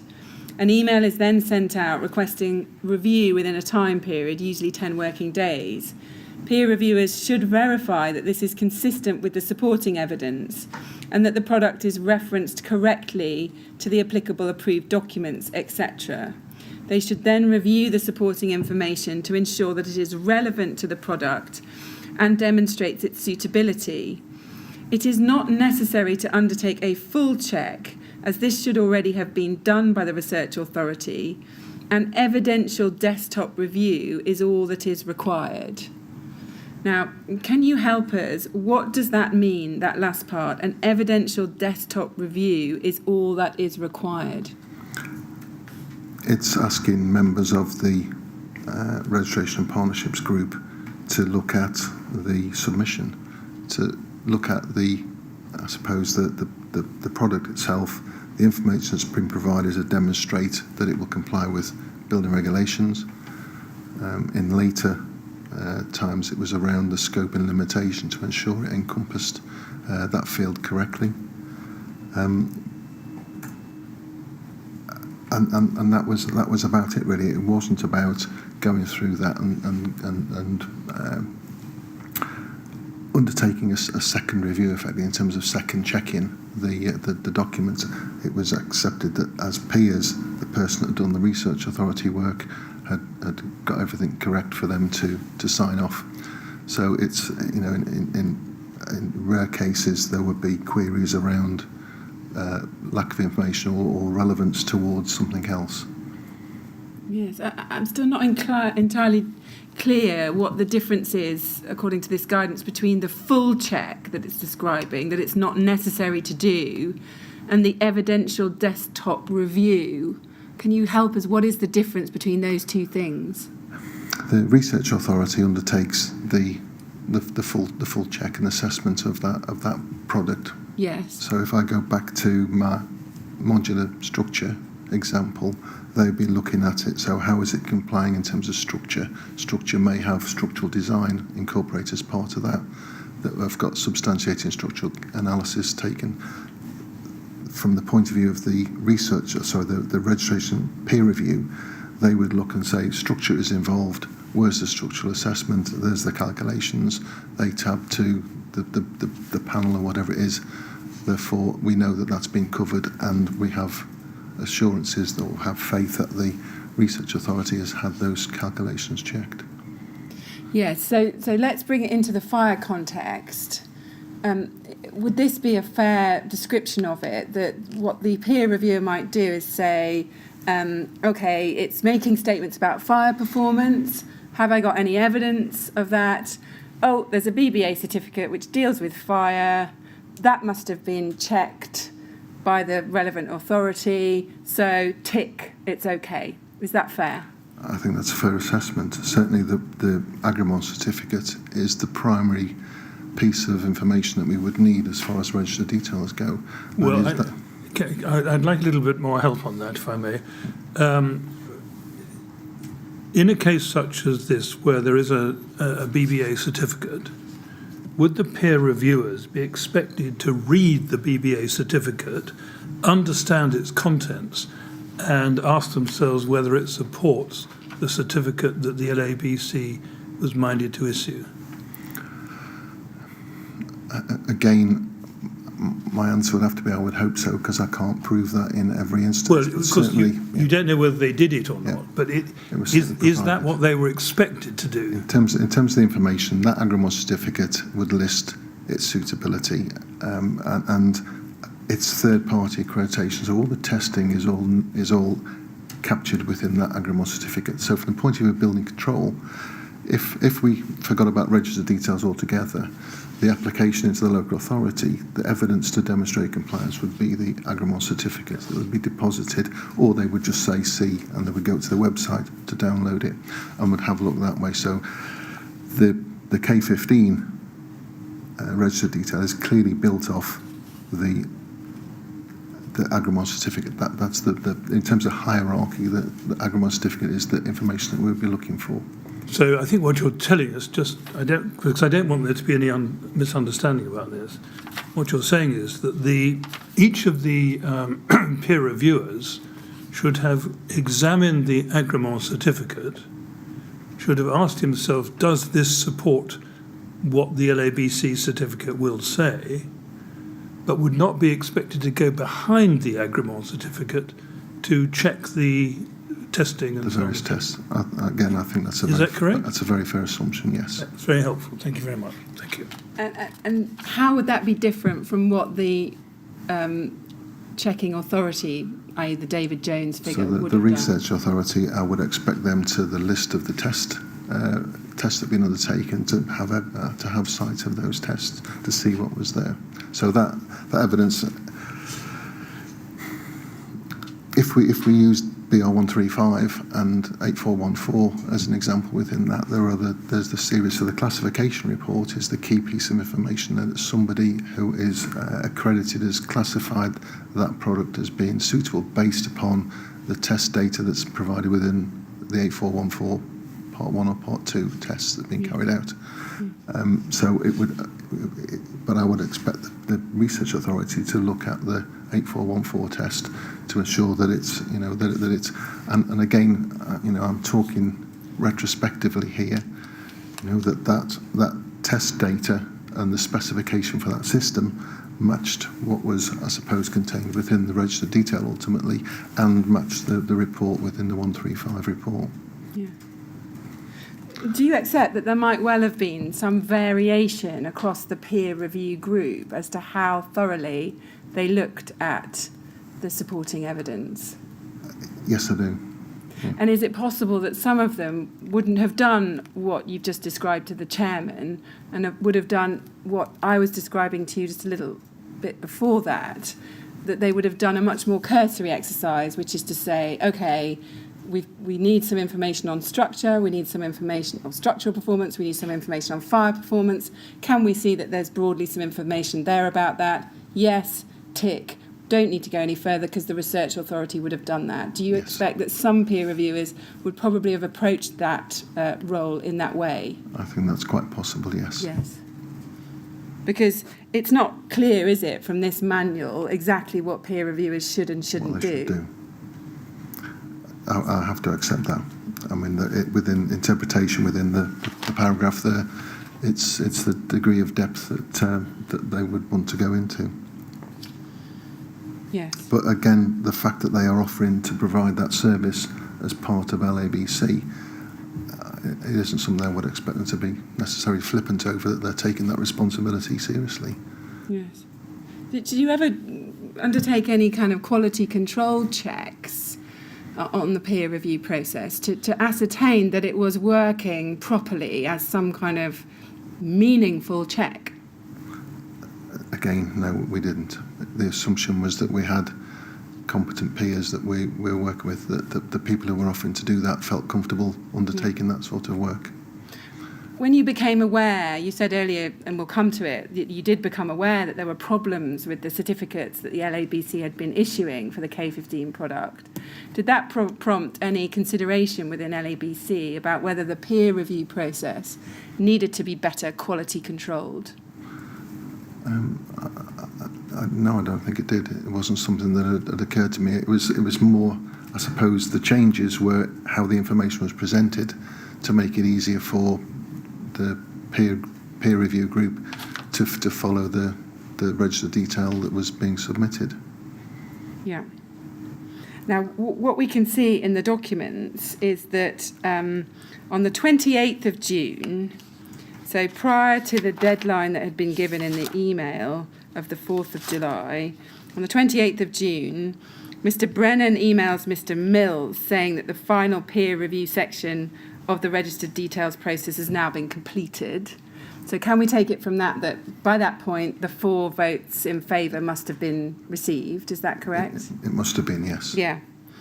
Because we can only see one email response from someone called Tim Bartlett of West Suffolk Council, where we can see him saying on the 26th of June that he's supporting the certificate. But just to be clear, it sounds like there was a separate process for registering votes. Is that correct? I think it was simply just a tick option on the forum page and a separate option to send an email. And can you help us as to who else voted in support of the application for K15? I can't, I'm afraid, no. Do you know whether anybody voted against it and raised any questions or queries? I don't, but I'm assuming that there wasn't any, otherwise we would have raised that back to Herefordshire. Can we agree that it's concerning that those involved in this peer review process were not able to identify the technically incorrect information provided in support of the application, namely the revised type approval summary? I think you can, yes. Because that's not just a minor error, is it? No. It's a pretty major one to describe it as a material that can be considered a material of limited combustibility when there's absolutely no test evidence to support that. Can we agree that? Yes. Now, on the 1st of August 2013, having been sent the draft certificate, if we look at LABC 302502,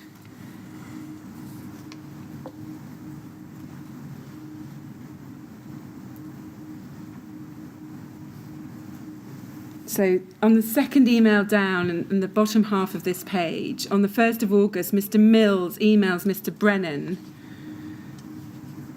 about the K15 draft certificates, and he says, we've had a look over the documents and wondered if we can add some more detail into some of the sections regards where the product can be used. We would welcome your advice on the most appropriate sections for including this information. For example, if it would go in the limitations of use, advice notes, or climatic condition detail sections. But a few of the points we would like to cover are noted below. With a number of the items, I've included some notes after the comments in brackets, which we don't need to include in the final certificate, but I've included for yourselves as some references to documents where additional information can be found on the relevant items if required. And then he sets out in a series of numbered points the additional information that he would like to appear as part of the certificate. And if you look at item 3, it states the product can be used on buildings with stories greater than 18 metres from ground level, provided it is used in combination with suitably non-combustible substrates and ancillary components. Note BS 8414 testing referenced in section 7.1 of the BBA certificate is noted as meeting requirements of BRE 135, i.e. alternative compliance route referenced in approved document B. And he also says at item 6, we have 2 images which we would like to include within the drawing section if possible, which I will follow up with shortly. I would have the images available to send either as a bitmap or JPEG format. Which of these is preferable for you? So that's Mr. Mills asking for that additional information to be included. And we can see from the top of page 1 that Mr. Brennan forwards Kingspan's request to you and to Mr. Jones on the 1st of August. And he says this, morning gents, do you have any opinion on Kingspan's request below? Is the information they want displayed backed up by the technical information supplied, or is it outside the scope of the assessment carried out? If you have any comments, please let me know and I will amend and reissue accordingly. Many thanks. Cathal. Now, do you remember responding to that email? I'm sorry, I don't. Do you remember checking the content of what Mr. Mills wanted including in the certificate to see if it was acceptable and, as Mr. Brennan said, backed up by the technical information supplied? I don't recall, and I can see that the sections that are there are taken from the Agrimont certificate. The extra comments there, but I can't recall pushing that any further. I'm sorry. No. If we go on in the documents, if we go to LABC 302079 and look on page 3, we can see that on the same day, Mr. Brennan says to Mr. Mills in the middle of that page, "Hi Gareth, I've passed your query on to our technical sales director, David Ewing, and David Jones, who conducted the assessment, to get their opinion on your request. David Jones is out of the office until 12th of August, but David Ewing should be in touch with you shortly to discuss." And then if we go up the chain at the bottom of page 2, Mr. Mills responds and he says, so the email starts right at the bottom of that page, and if you go on to the top of page 3, Mr. Mills says, "The 2 attached files are the 2 images mentioned in my earlier email. If there were any items that you wanted to discuss in relation to the comments, please do not hesitate to contact the undersigned." And he sends a further chasing email to you and to Mr. Jones, copying in Mr. Brennan on the 12th of August, asking whether there's been any progress. And then if we go to LABC 40936,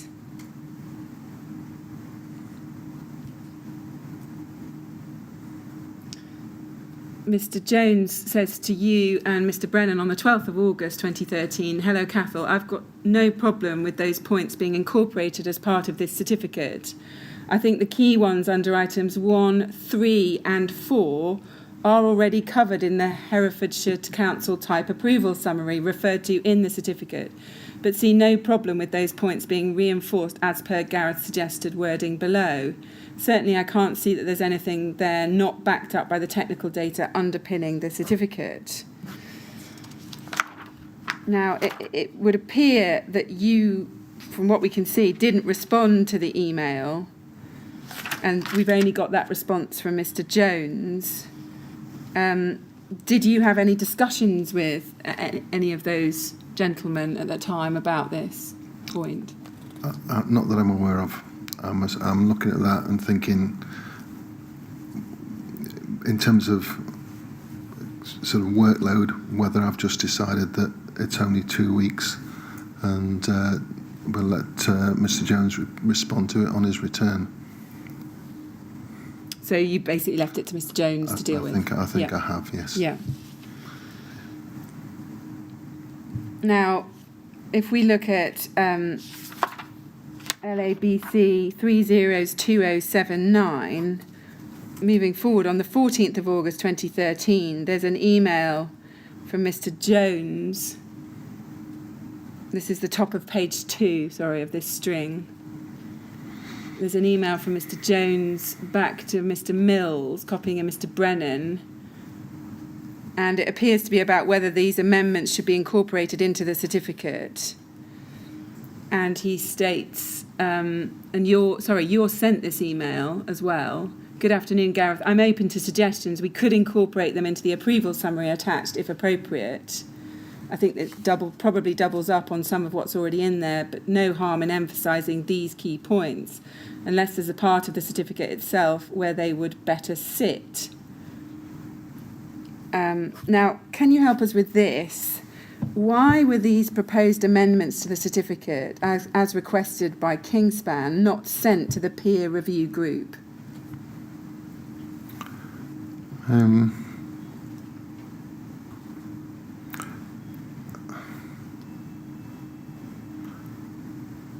The only answer that I can suggest is that because it had already been approved, this is a modification to the wording that was there.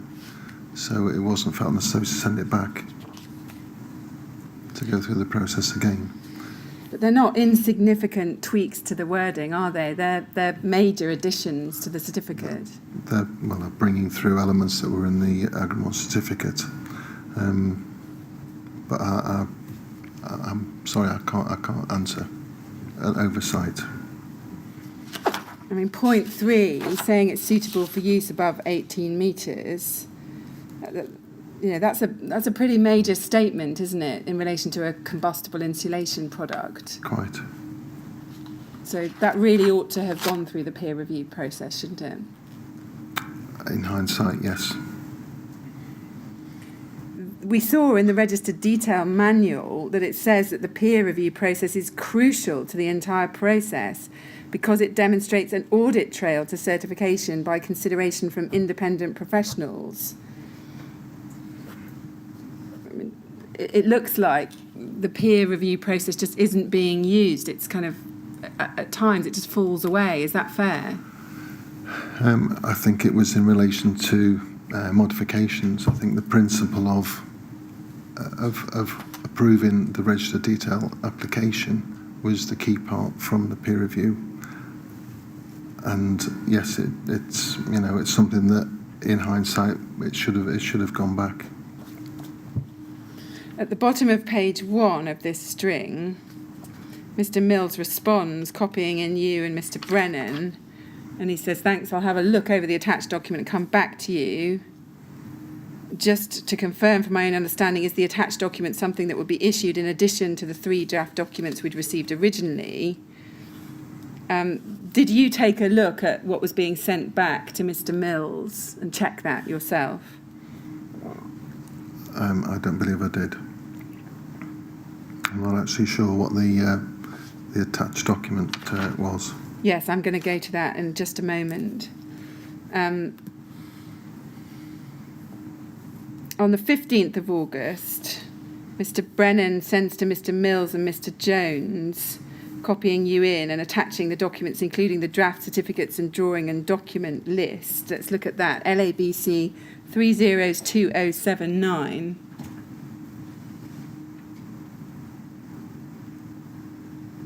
So Mr. Brennan says to you and Mr. Jones there, "Can you confirm whether the attached is okay?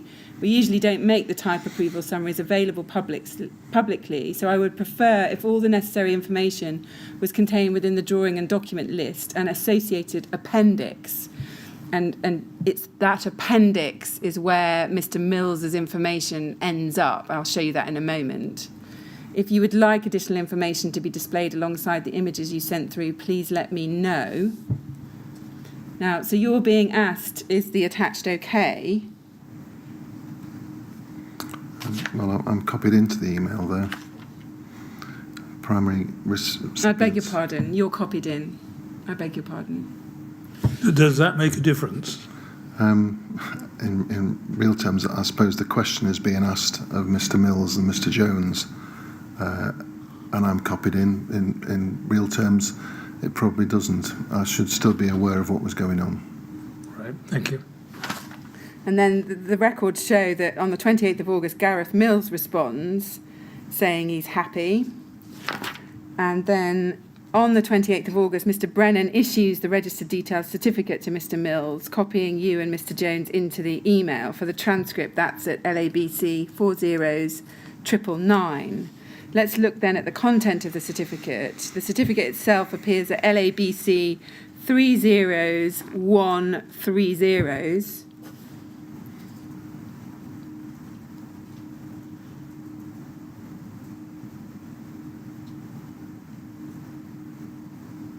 So this is the certificate, the main page of it. Yeah.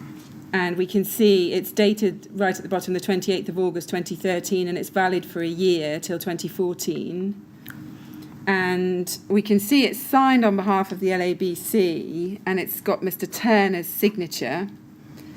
Now, Mr. Turner's evidence was that that signature would just be imported into this certificate as an administrative exercise, and that he wouldn't check the certificate. Is that your understanding as well? Yes, it is. Yeah. And then if we go to the registered details drawing and document list which accompanied this certificate, that's at LABC 301201.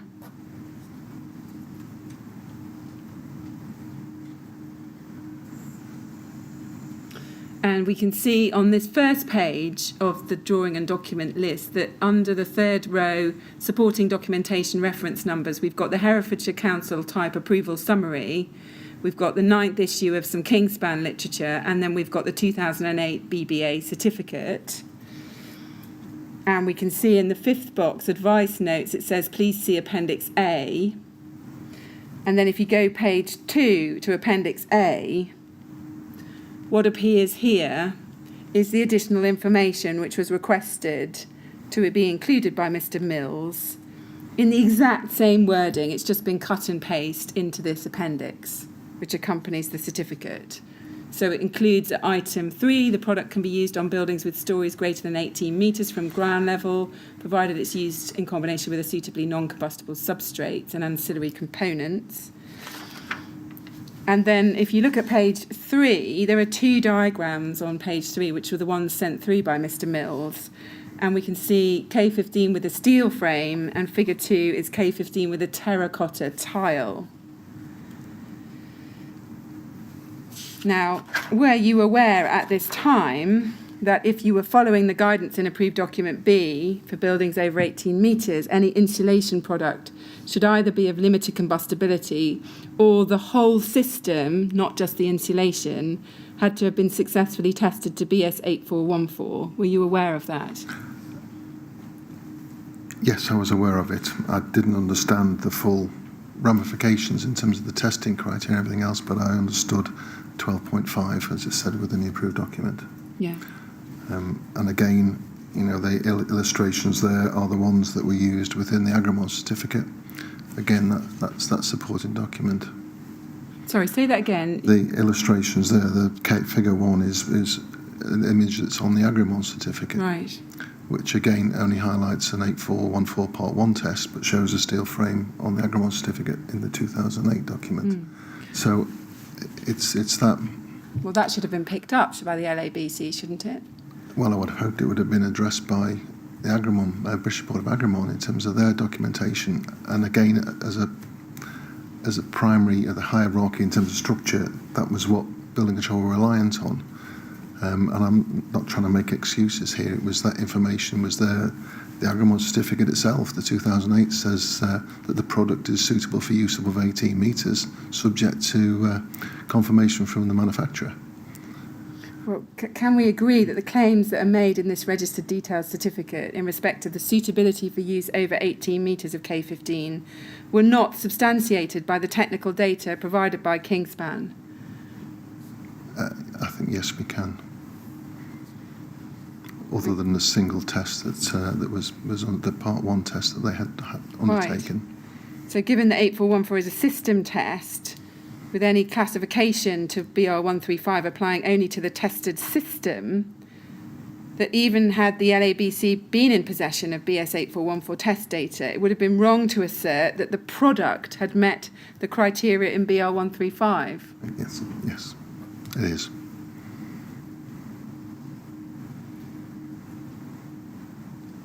It's also right to say, isn't it, that if one was going to include 2 diagrams with different construction, you would have to have had 2 PS 8414 tests, one for each. Part 1 and Part 2, structure. yes. Yes, and you'd have had to have had a test that suggested that K15 had been tested with a terracotta tile. Quite.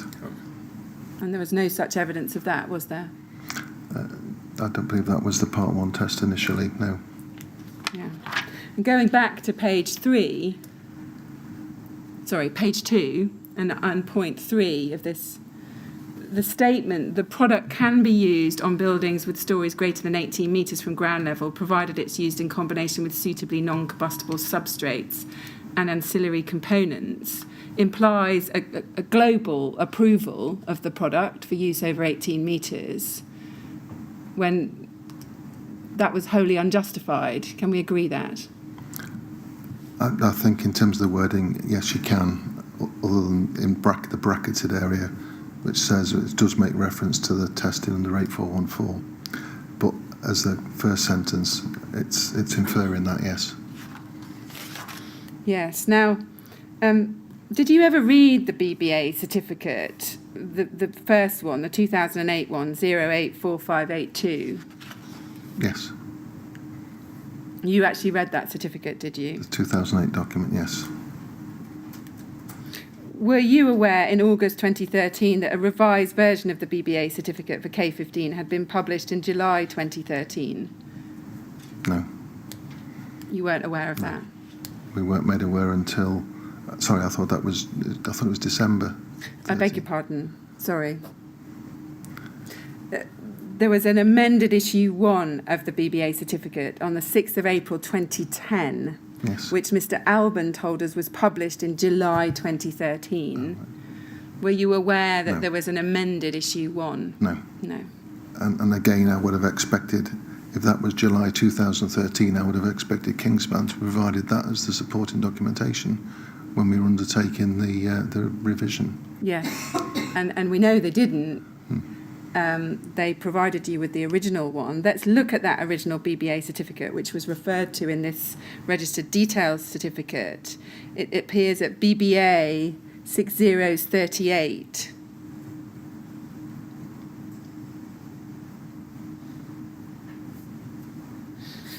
Now here is that BBA certificate. If we look on this first page under key factors assessed, there's a section behaviour in relation to fire. It says the boards will not contribute to the development stages of a fire or present a smoke or toxic hazard. See section 7. Now it doesn't say, does it, on that front page, suitable for use above 18 metres? No, I think it says it in section 7. Well, let's go to section 7. If we look on page 5 of the certificate, which deals with the detailed behaviour in relation to fire, section 7.1, it says the following fire tests have been undertaken to BS 8414 part 1, and then it gives you the precise system that was tested. We can see in the second line it's got 6mm thick cement particle boards. And then it says, within the stated test time, the temperature, this is the bottom of the paragraph, at the level 2 thermocouples did not exceed 600 degrees C, therefore displaying limited fire spread away from the fire source, and that the product meets the criteria stated within BRE 135.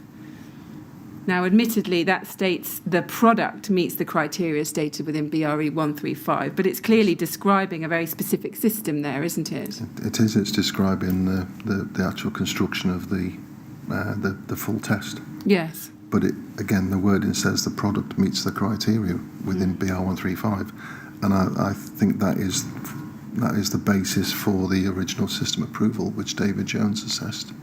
I think he's taken that as part of his process that's there. Do you know that, or are you just speculating? I'm just speculating. Sorry. Yes. Yeah, no, because we have heard detailed evidence from Mr. Jones about what he took into account. It then says at 7.2, the product is classified as class 0 or low risk, as defined in the documents supporting the National Building Regulations. The product therefore may be used in accordance with the provisions of, and over the page it's got ADB, and it's got paragraphs 8.4 and then 12.5 and 12.6. Note, this certificate did not say 12.7. A later version did in 2010, but you didn't see that. And then at 7.3, it says this: in buildings with a floor more than 18 metres above ground level, advice should be sought from the certificate holder. Do you see that? Yes. So there isn't a statement, is there, in that Sorry, BBA? I said manufacturer, didn't I? I beg your pardon. Yes, understood. But there isn't a statement equivalent to the statement you had in the registered details certificate saying this product is suitable for use over 18 metres provided you've got a non-combustible substrate. No. So when you say you were relying on the BBA certificate, I take the point you've made about it referring to a product in BR 135, but in fact your statement as set out in that appendix goes significantly beyond what's set out in this BBA certificate, doesn't it? It does, yes.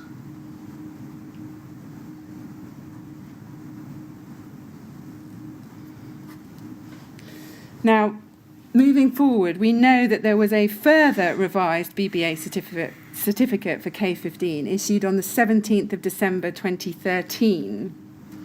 And I want to look at some of the correspondence in relation to this.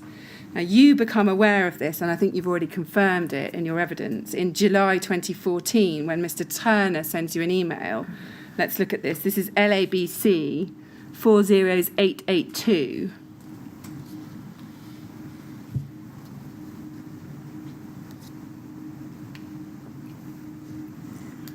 Mr. Turner sends a short email to you saying, "Hi Dave, something you may be aware of, if not, then for your info." And then below that is an email from Steve Evans of the NHBC to Mr. Turner and Mr. Basson saying, "Barry, Doug, hope that you're both well. Please keep this confidential at this time, but felt that you may like to see this approach we've had from DCLG and my response. I've mentioned this at BCA meetings in the past, but it is now coming to a head. I note that the LABC registered detail expires in August this year, so you may wish to consider this in light of the amended BBA certificate issued in December 2013. Happy to discuss further." And then further down the email chain, we can see emails that were exchanged between Steve Evans of the NHBC and Brian Martin, then at MHCLG. At the bottom of page 3, we can see Mr. Martin's email,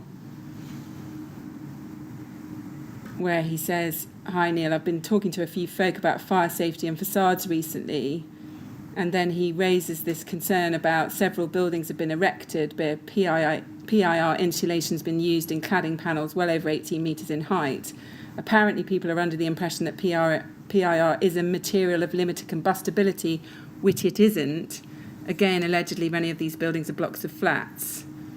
And then he says, "No idea how true these allegations are, but they come from relatively reliable sources. Purpose of my email is a friendly warning. You might want to double check with your inspectors and plan checkers that they are on top of this." And then there is Mr. Evans's response on page 2. And he makes clear that the issue is about the use of Kingspan Cooltherm K15 rain screen insulation board in buildings over 18 metres in height. The confusion has arisen from Kingspan's statement that their product is acceptable for use in building over 18 metres.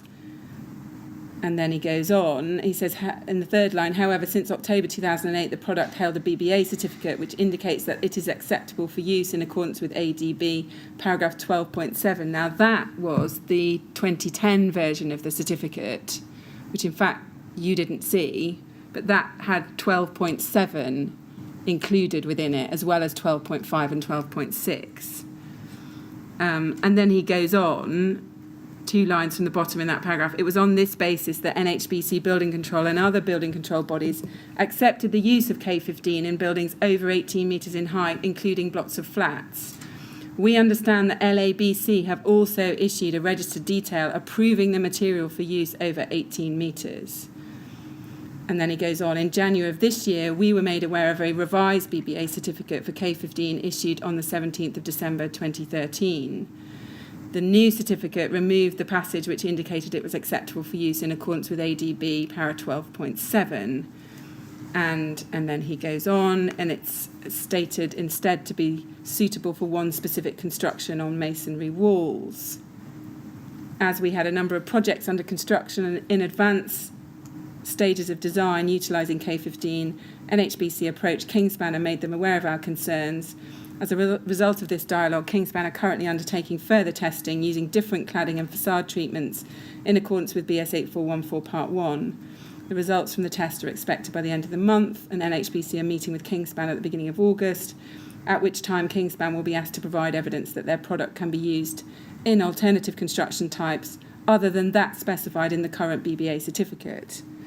Then over the page, he says, "There is no reason to suspect that buildings which have been built with Kingspan K15 are at risk at this time. It's just the fact that the testing carried out to date does not bear this out.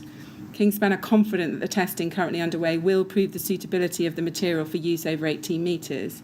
If they're not able to do this, we will begin the process of informing industry that the product is no longer suitable for use in facades over 18 metres, as well as informing other stakeholders, such as BCA and the Fire and Rescue Service, although both parties are already aware of our ongoing discussions." And then he says, "I trust this addresses your immediate concerns," etc. Now, What was your understanding of the problem when you read this email chain? That the updated Agrimod certificate was much tighter than the previous version, and that we needed to do something in respect of the register details. So it did occur to you that you had Absolutely, a problem, yes. did it? Yes. Yeah, we needed to make the structure of the register detail comply with the testing that the Kingspan has taken for that product for use with a variety of materials as system tests. What did you know about the use of combustible materials in buildings over 18 metres at this time? Had this issue come to your attention in any other way? So what was the date? This is July, wasn't it? Yeah, this is So, July 2014. Yeah, we were, say, made aware through, I think it's a thread further up, isn't it, to Barry Turner, and forwarding it on. It was, there was a letter that we received from Clive Everett from Europa Facades, which I think was a little bit after this. Yes, I'm coming to that in a moment. We basically started the process off in terms of how we would address the register detail, so that it reflected the actual situation. If we look at those lines at the top of the page where Mr Evans says there is no reason to suspect that buildings which have been built with Kingspan K15 are at risk at this time, it's just the fact that the testing carried out to date does not bear this out. Did you agree with Mr Evans's view that there was no reason to suspect that buildings were at risk at this time?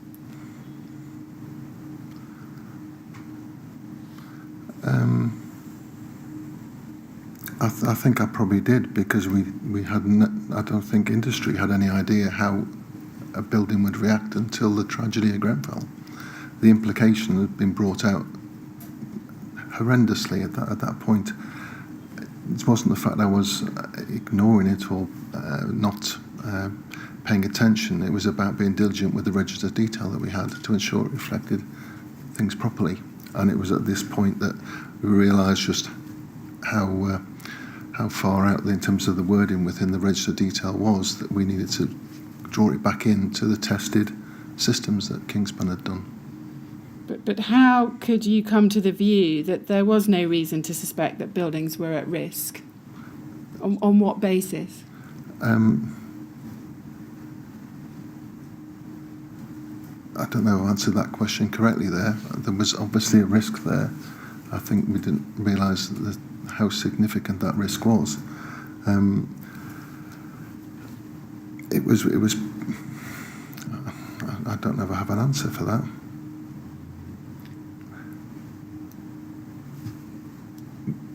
From my perspective, it was that the register detail needed to be sorted out. Whether I considered the fact that buildings have been built with it in place, I was assuming that these had been backed up by the building control teams that were dealing with them, be it local authority or approved inspector. And I can't say any more than that. It's I'm sorry, I can't give an answer to the question. Did you immediately go and check all the certificates that LABC had issued for K15? Well, it would be a single register detail that was in force at that particular time. That's not my question. Did you go and check and get hold of copies of all the certificates that LABC had issued for K15 when you received these emails? I still don't. When you say certificates. Yes. Oh, so under the system type approval or the registered detail system. Right. No, it was only in relation to the current one. The one that was in place after August 2013. So why not check straight away, based on Brian Martin's email, whether LABC have been telling people that K15 is a material of limited combustibility?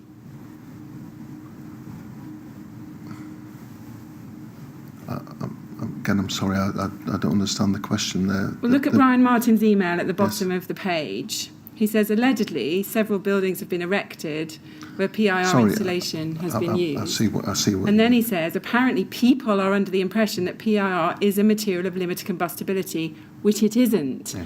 Now, that's the core of his complaint. Yes. Why don't you go back and check immediately to see whether the LABC have ever made that statement in any of its certificates? Sorry, it would have been on the new register detail that was in place in terms of the supporting documentation that was there. Yes, and it was there in the type Previously. approval summary since 2009. Yes. Did you work that out at the time? No, I didn't go back to the previous ones. I only took the current one. I think the certificate, no, it wouldn't, because the register detail started at the new point, is whether it said valid from 2009 through to 2014. Well, even if you were just thinking about the registered detail certificate, that was put in place in August 2013. We're now July 2014. Yes. Did you think to yourself, oh, we need to check whether we've made inaccurate statements in our registered detailed certificates? Did you think that was something you needed Absolutely, to do? which is when I took the one that was in place at that time, and basically that was what we needed to correct and to change to make sure reflected the testing that had been carried out. Yes, but what about all the buildings all across the country that have been built with reliance placed on the LABC registered details certificate? Did you think about those? In terms of numbers, I suppose I didn't. It was purely in relation to the job I was undertaking. I think perhaps you meant the system type approval, didn't you? The first one was the system. Yes, but this certificate has been in place, the registered details certificate has been in place for nearly a year by this time. I thought your point was that... Since August 20... I'm just saying, even if he was only thinking Sorry. about the registered details certificate and you didn't think back to the type approval certificate from 2009, you knew that certificate had been issued in August 2013, yes? Yes. We're now July 2014. Did you think, oh, there will have been buildings where local authority building control officers were relying on that certificate over the last 11 months, and we might need to do something about those buildings? Did that even remotely occur to you? In terms of retrospective, no. And can you help us as to why not?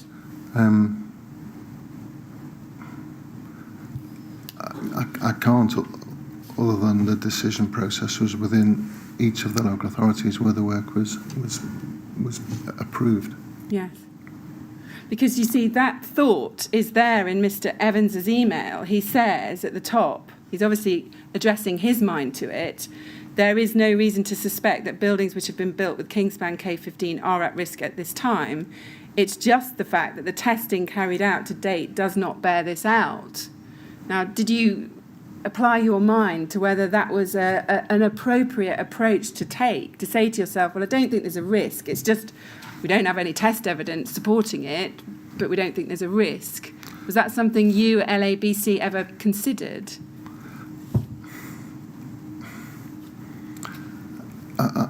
By virtue of changing the register detail, I must have contemplated that risk, but it wasn't in terms of potential numbers of buildings that were already under construction. It was purely to make sure the information was accurate that we had on our certificate at that time, in terms of updating it. Yeah. And we wouldn't know how many buildings had been done because the decision process was at each of the authorities there. No, but you could have alerted your members to this problem, couldn't you?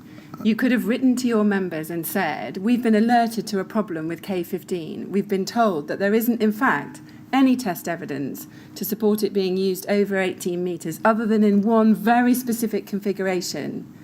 You know, tell us, is that a problem? How many buildings are there out there? You could have done more, couldn't you?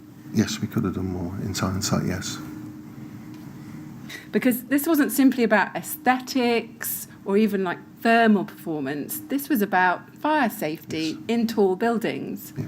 Yes? So why weren't those life safety imperatives uppermost in your mind at this time?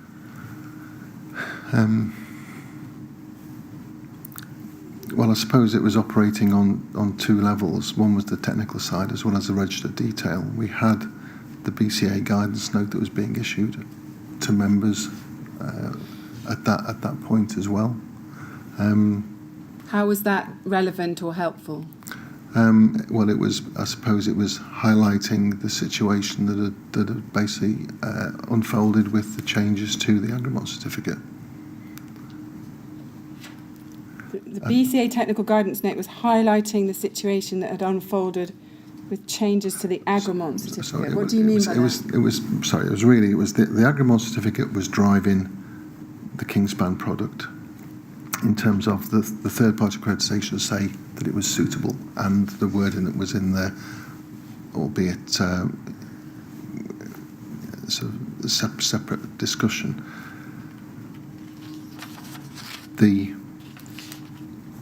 issues that have come about by virtue of the changes to that agreement certificate meant that we had to look at that in a lot more detail. The BCA created the guidance notes to highlight what the process should actually be. We tailored into that for the revisions to the registered detail. So on the technical side, it was an advisory note to authorities around the use of insulation above 18 metres. And the registered detail was changed to reflect the suitability of that use over 18 metres based on the tests that were provided. Yes. Again, I understand how going forward that might have been one piece of work that you carried out, narrowing the registered details certificate, and you might have said to yourself, well, there's now BCA technical guidance note as well.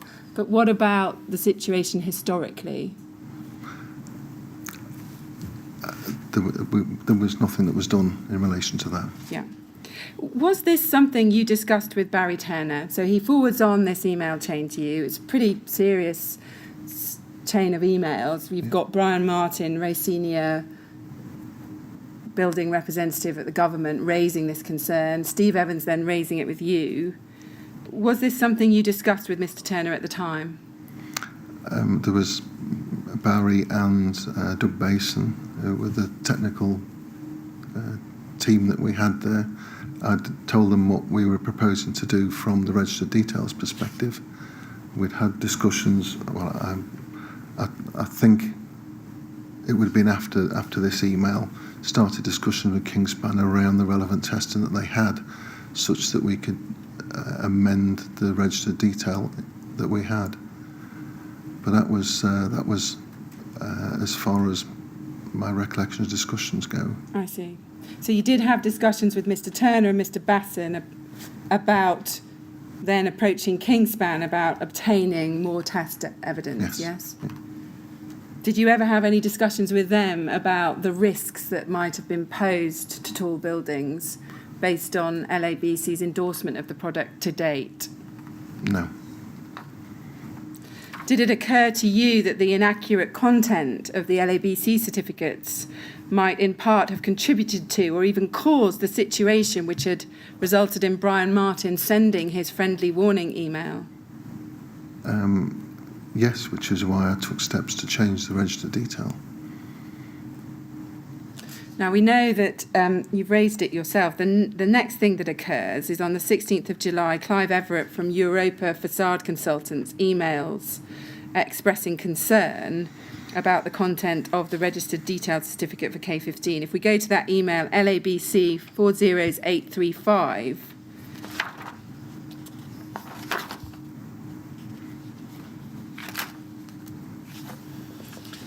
and it's a detailed email, and in it, Mr. Everett raises concerns, basically saying that Kingspan only has evidence relating to BS 8414 Part 1, and nowhere in the BBA certificate does it confirm that K15 has been tested to BS 8414 Part 2 for non-load-bearing lightweight structures. And I'm not going to go through it. I'm not going to read the whole email. You're obviously aware of it, yes? And he sets out detailed points based on the current BBA certificate dated December 2013. And then if we go over the page, He says, fully understanding that this is a complex issue, can the LABC confirm whether they've got some evidence that's not been discussed here which shows that the Kingspan K15 product meets the requirements of BS 8414 Part 2? And then he says in the next paragraph, we've had a number of discussions with the BRE about this, and he reports those. And then in the penultimate paragraph, we'd be interested in your thoughts, particularly as we've just been issued with the Registered Details Certificate by a specialist contractor for a project. So he's got experience of a specialist contractor relying on that certificate. And then he says, on the understanding on their part that this can be used as proof of compliance with ADB and BR 135. We look forward to hearing from you. Now, did you agree with the contents of Mr. Everett's email? Yes, it was in line with the comments that had come from Brian Martin, and that was the where the work began to change the registered detail, the information presented on the registered detail. So you agreed with the concerns he was raising. What action did you take in response to it? I'm afraid I don't know if I responded. I think I used this as I was already underway and I wanted to go back to Mr. Everett with some more information, and I never did. Mr. Everett says that he never got a response to his email. There's a witness statement from him provided to the inquiry in which he says that. That's CEV 701, page 13, paragraph 51. Can you help us as to why he never got a response to his email? I can't, other than I think I wanted to go back with an answer to say this is what's happened since your email. This is the steps we're taking, and it just got lost in the transit of time. And I can't give you any other answer than that. I'm sorry. That's okay. Just one final document I'll go to, and then we'll stop. If we go to LABC 40891. And I want to start with the second email down on page 1. Mr. Brennan writes, I think to you and Mr. Bartlett, hi both. We see from the spreadsheet that registered details 165 was assigned to Tim, so thought I'd forward this on to both of you. According to this guy, Kingspan agree that registered details 165 cool therm hasn't been adequately tested for use above 18 metres, although I doubt we should take his word for it. Tim, something to keep in mind when you're having a look at this one. David, is there anyone in Kingspan you can check this with? The contact on file is Gareth Mills.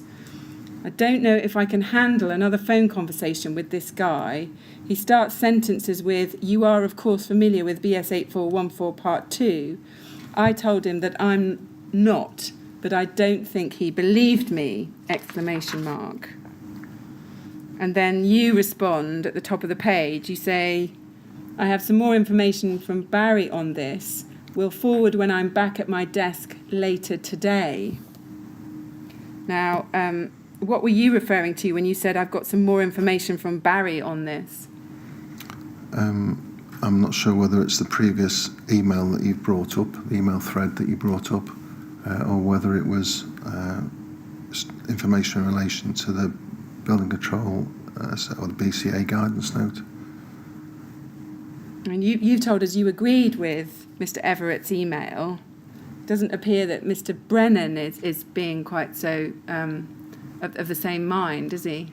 He's doubting. He said, I doubt we should take his word for it. Cahal is not technical. Cahal was our coordinator on the registered details. So I can, whilst obviously the content and the word in there could be better. He would not be familiar with 8414 Part 2. So if it is Mr. Everett that was speaking to him, Mr. Everett's assumed that Cahal was technical in nature, which he wasn't. Were you familiar with BS 8414 Part 2 at the time? In terms of the testing for steel frame, I've racked my brain over this in terms of at what point was I consider myself sufficiently up to speed on this, and certainly, if this is July, certainly by October, November, December, I'd started to map out the registered details in the format that they should be. So there would be a starting point there, and I would have known what the content of the discussion was. Okay. Now, the Tim here, is that Tim Bartlett of West Suffolk Council? It is, and he was assigned to undertake the Celotex registered detail application. Yes, I was about to say that. He undertook, and we'll come to it in due course, he undertook the research assessment for Celotex RS 5000, and he actually also participated in the peer review for K15 in 2013. He was on that email string. Yes. Why was he being asked to look at the renewal for the K15 registered details certificate? Because, well, firstly, he was a member of the Registration and Partnerships Group.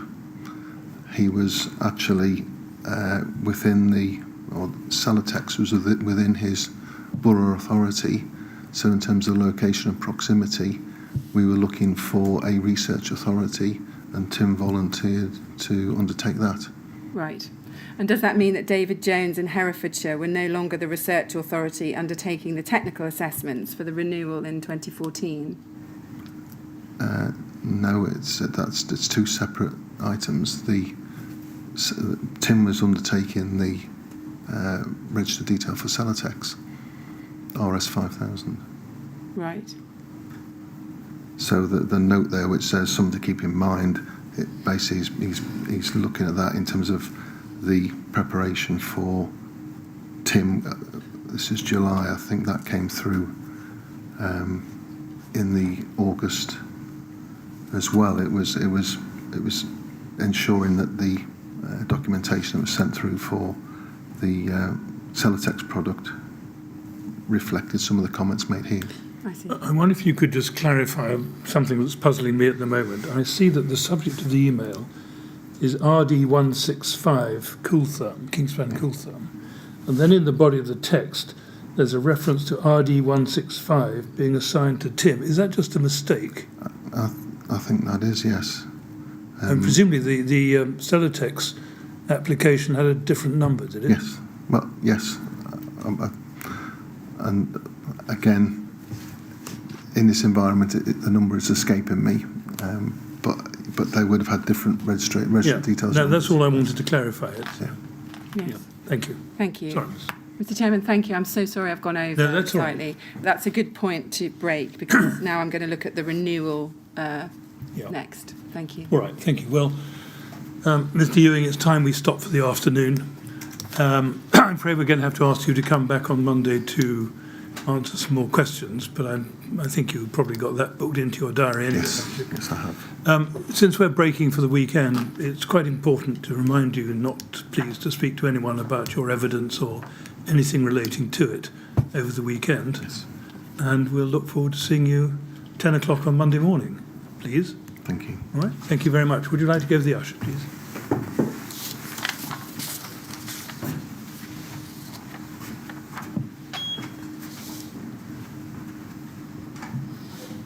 Thank you very much, Thank you. Ms. Grange. 10 Thanks. o'clock on Monday then, Thank please. you. Thank you.